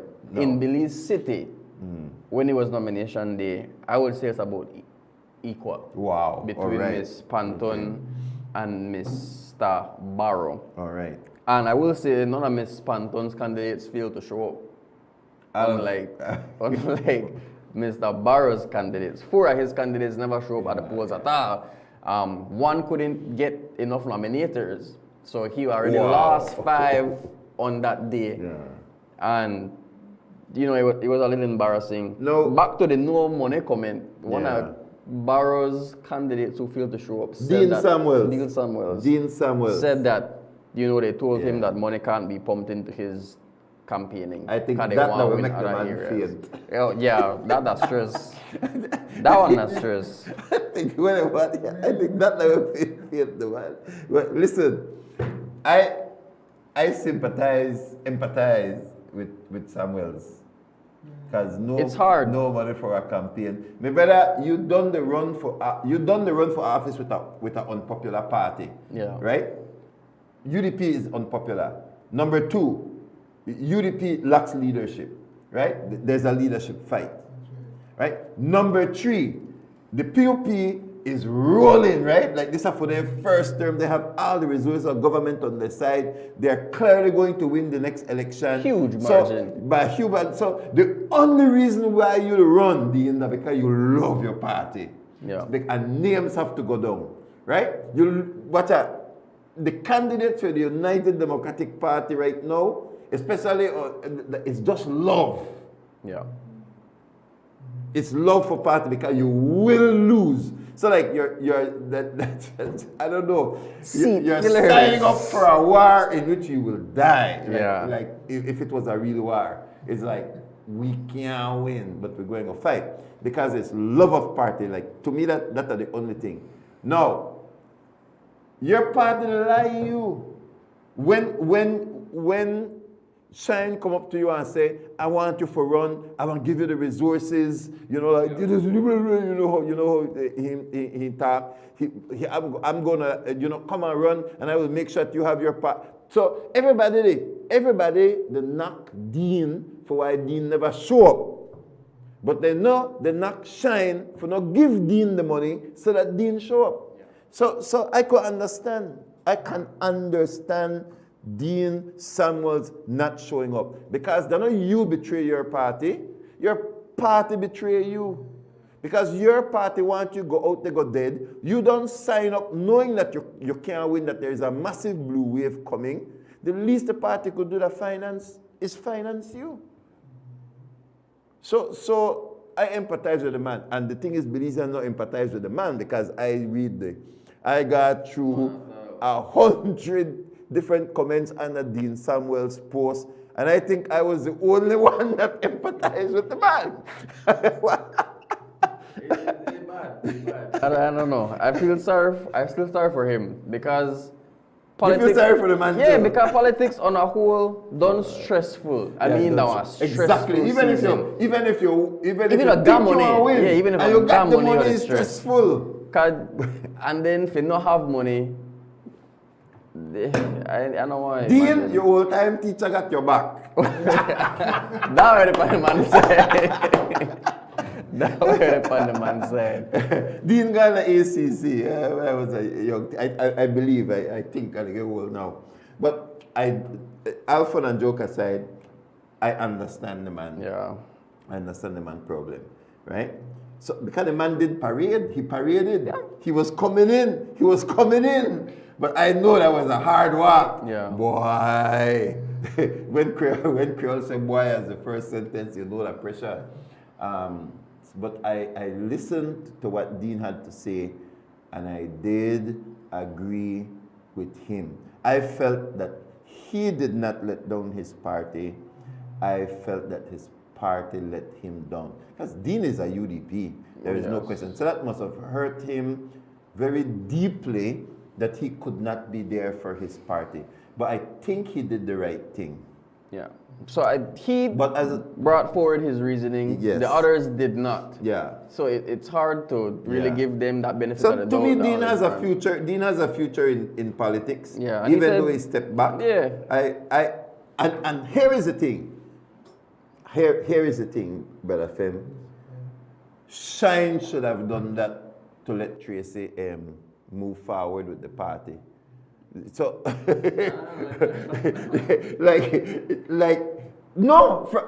I'm not talking on nomination day. I know you're talking about from the whole thing. You see the whole armies of blue getting ready to march, and you're not going to have an alliance. Yeah. Right. So the same way how Dean do the calculation, and Dean said this is not winnable. Shine should have done that. Well, see, I don't know, because I've had this conversation with my colleagues. Yes. And they all share your same point of view that Shine should have stepped down to let Tracy take over. I guess that's because I petty. But explain. We had a convention. Yes. I beat you, Tracy. Yes. At the convention. Beat by less than 5 votes. Yes. Very close, I beat you. Yes. You wanted a recount, I never did a recount. Because I win, it's over. Five votes won't change. Yes. I won. Since winning, you have tried to do everything in your power to go behind me, to remove me, after we've already have the legal election. Right. So why would I step down just because you are upset that you lost by less than 5 votes? Yes, you have all these people to support you, but these people are not the delegates who vote within the party. The delegates dictate according to their constitution. The delegates dictate who is the leader, and so far I have the majority of the delegates. Who determined who those delegates will be? True, the people in the party. But I'm not saying they'll win even if they're Shine. They'll lose. Yeah. I know Barrow, what you mean. They lose. You're saying that I'm just saying fair and square, like Shine want it fair and square. Exactly, and they've already agreed that after the election they have another one. Politics is the art of the impossible. Yes, they should have came together. Politics is the art of the impossible, and politics also has strange bedfellows. Yeah, right? Strange bedfellows. So the art of being the leader of a political party is your ability to solve those problems. Yes, and none of them can. That's the problem. And then none of them said, you know what, I can't do it, let me step back. Yeah. Because this is a total disaster for the whole country of Belize. This is bigger than UDP. Yeah, this is democracy on a whole. Democracy, because now 2 constituencies don't get to vote. Yeah, Stock and Fort George already won unprecedented. The election done. Then they're going to poll is unprecedented history of Belize. And that's the fault of the UDP. Yeah. You can't blame anybody. You can't blame PUP. You can't blame election and boundaries. You can't blame nobody but the UDP. You put that at the foot of Tracy Panton and Shine Barrow. Well, technically, PUP already win 5 seats. Because as I said, 5 on a whole didn't show up. Yeah. And in 3 of those constituencies, it's just independent. Which historically don't win. So you can basically already give the PUP 5 seats out of the 31 3 weeks before election. These are the two guys here that have already won. Oh yeah, I mean they were gonna win regardless. I know. I think they never may have win. Yeah, but the point is, at least go to the starting line. Go to the starting line. At least jump up and down in your jersey. At least put on your shoes. I mean, man. Game 7 when him show up, you know, say, I know they play this game. Man. So we have all, in a sense, the whole country has lost because Tracy and Shine could not get it together. Yeah, and Two the big PUP, egos. and the PUP, the rule, money-wise, the love is there country-wise. I said people who need talk politics are like, I like what they do for Belmopan specifically. They love what Mira is doing. I see the development. I mean, I don't blame them at all. Bridges, you know, the PUP launched their other manifesto, their manifesto plan Belize 2.0, I think last week, Tuesday or Wednesday. The convention had 10,000 people launch of the, I mean, a little upset that Plan Belize 1 never get complete and they launched 2. But you know, that's another thing for another day. Plan Belize 1.5. Yeah, Plan Belize 1 it's not complete, quite 2. But it is what it is. But I want to see those 10,000 houses, PUP. Yeah. I want to see those houses. The housing stock is very bad. I want to see those houses. And I don't want no legalization of no drugs, otherwise we're going to fight. Belize, and they said minimum wage needs going to up be again sober. to $6. That minimum wage thing, I look at it and I shake my head again and say, boy, we're not land. Yes, it is true that Belizeans want a minimum wage. But it needs to be implemented by formula. Minimum wage increases the amount of cash in circulation, drives up inflation. Inflation is going to go up. That is, I don't know who is advising the government. I'm sorry, Belize. Let me ask you a question. You got a bigger increase in the previous one, right? It went from like $3, $3.33 to $5. $3.33 to $5.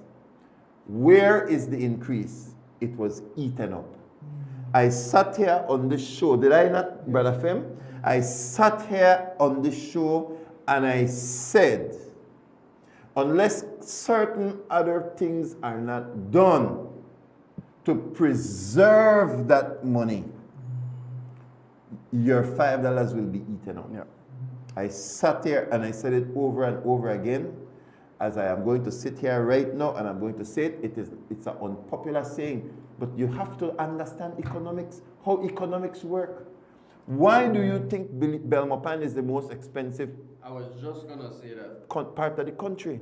It's because the money is flowing in Belmopan. Whose money is flowing in Belmopan? Government money. We have the highest inflation because government spends the most in Belmopan. Look at the fact that just the fact that Belmopan bought that the government bought that piece of land for $4 million, all land gone up in Belmopan.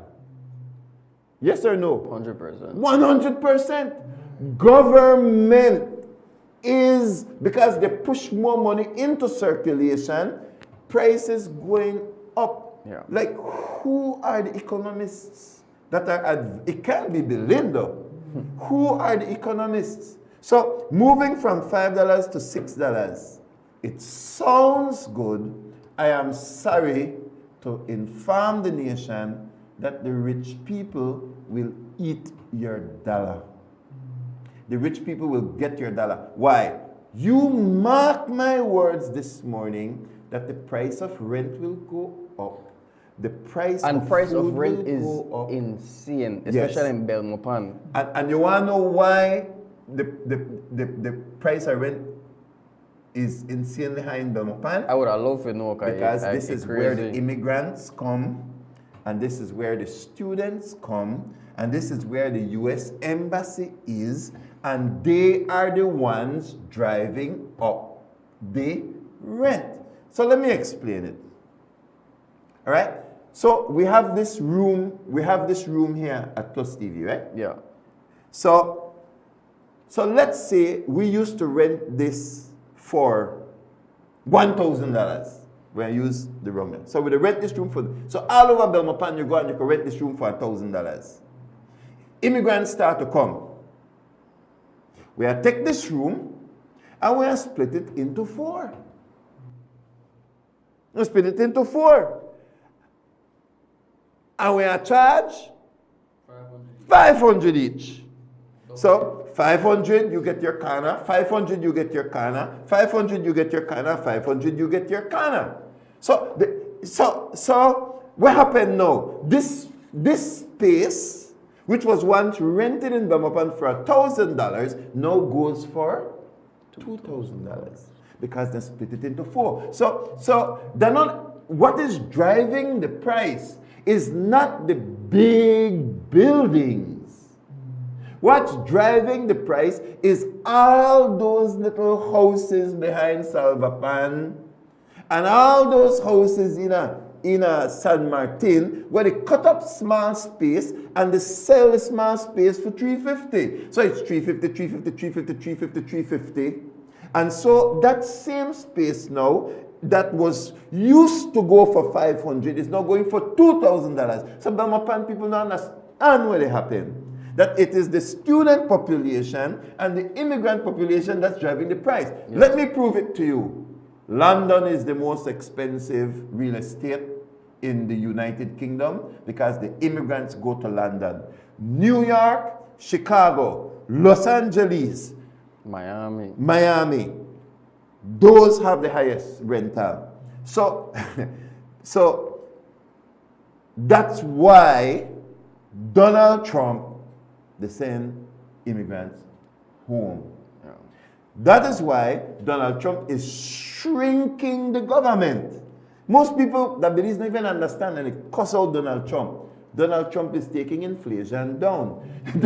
You see? So we cuss out a lot, but we don't understand that money, the more money that is flowing, it drives up inflation. And that's why governments, you will notice they do certain things. It's multiple things that you have to do. So if those things are not done, the $5 or $6 will be eaten out. Sorry to say it so much. It is 7 minutes after 9 o'clock and we have to go. Closing comments. I talk too much. Very interesting. Yes. Show this morning. I want to encourage you, Belize, to take heed, listen. I directly and I learn a lot. I mean, you could tune in every Monday morning here on Rise and Shine, and we definitely will have the latest for you. But think about the things that you select out of this morning show and ask yourself what I need to do because I love my country. And I want to thank our people out there, our sponsors, for taking out your time and invest your finance with us. And we want to encourage you, if you have a business place or something that you would want to advertise, call us here at Rise and Shine, and we definitely will help you to get something going. So God is good. I want to say once again, thanks for choosing Rise and Shine. LJ? Yes, yeah, just continue to give us tips on the news, any story that you guys have that you would like to be aired or that you would just like advice on if it can be aired. 671-2815, that's the number to call if you want a story to be put out. It could be anything. I mean, people have called us because the city council or the village council know to pick up their garbage. I mean, that's a story. So it goes from something small as no garbage they can pick up to something as big as murder, robbery, break-ins, aggravated assault, anything. 671-2815 is the number to call. Also, I plug my guitar class. I'm looking to start another session with my guitar class. My current class of 10 students. They know their first song, Brother Fem. They know Three Little Birds by Bob Marley, and they love that song, so they do good. So, but I'm looking to start another session. So that same number, 671-2815, if you would be interested in learning guitar in Belmopan. Right. Well, Belize, thank you so much for joining us this morning, and Continue to watch PlusTV. We'll call it like it is and help you to understand the background of some of the dynamics that are taking place in the country. I'm not saying that going from $5 to $6 is a bad thing. What I'm saying is that if you don't cut inflation, it will be eaten up. Your money will, like your eggs will go up, your chicken will go up, everything is just going to go up, and that dollar is going to be eaten. So giving you an increased minimum wage without taking care of things like fuel, the fuel price, that money is just going to be eaten up. That's just really how inflation works.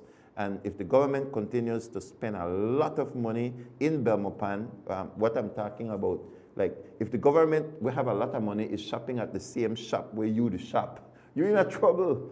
You're in a trouble because the owner of that shop will set the prices for government.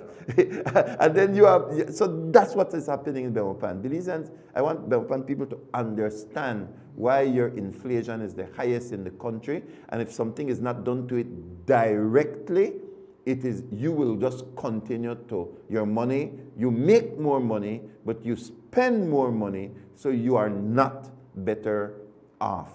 So the economists need to do their job in this country. But then again, I ask, do we even have economists? Do we have economists in media that can break this thing down to us? Because in the United States, any media house where you have, they have the economists who could tell you, okay, this is how the inflation rate works, this is how you take it down, whatever it is. So I think we're lacking, we the media, including us, we're lacking because we don't have the tools to analyze the economy. And so we buy the politicians' line. Now, if we are able to get those houses, because that's the next thing to, when money come in for house, what do you think happened to the price of materials? Anyway, have a nice day, Belize. God bless you and see you tomorrow. Wonderful. Yes. Thank you.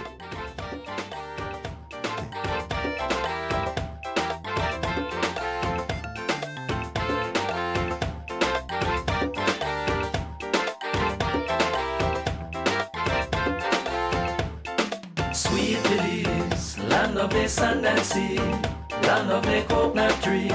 I love me sweet Belize. Sweet Belize, land of the islands and keys, land of the barrier reef. I love me sweet Belize. If I ever had to leave Belize, if I ever had to leave Belize,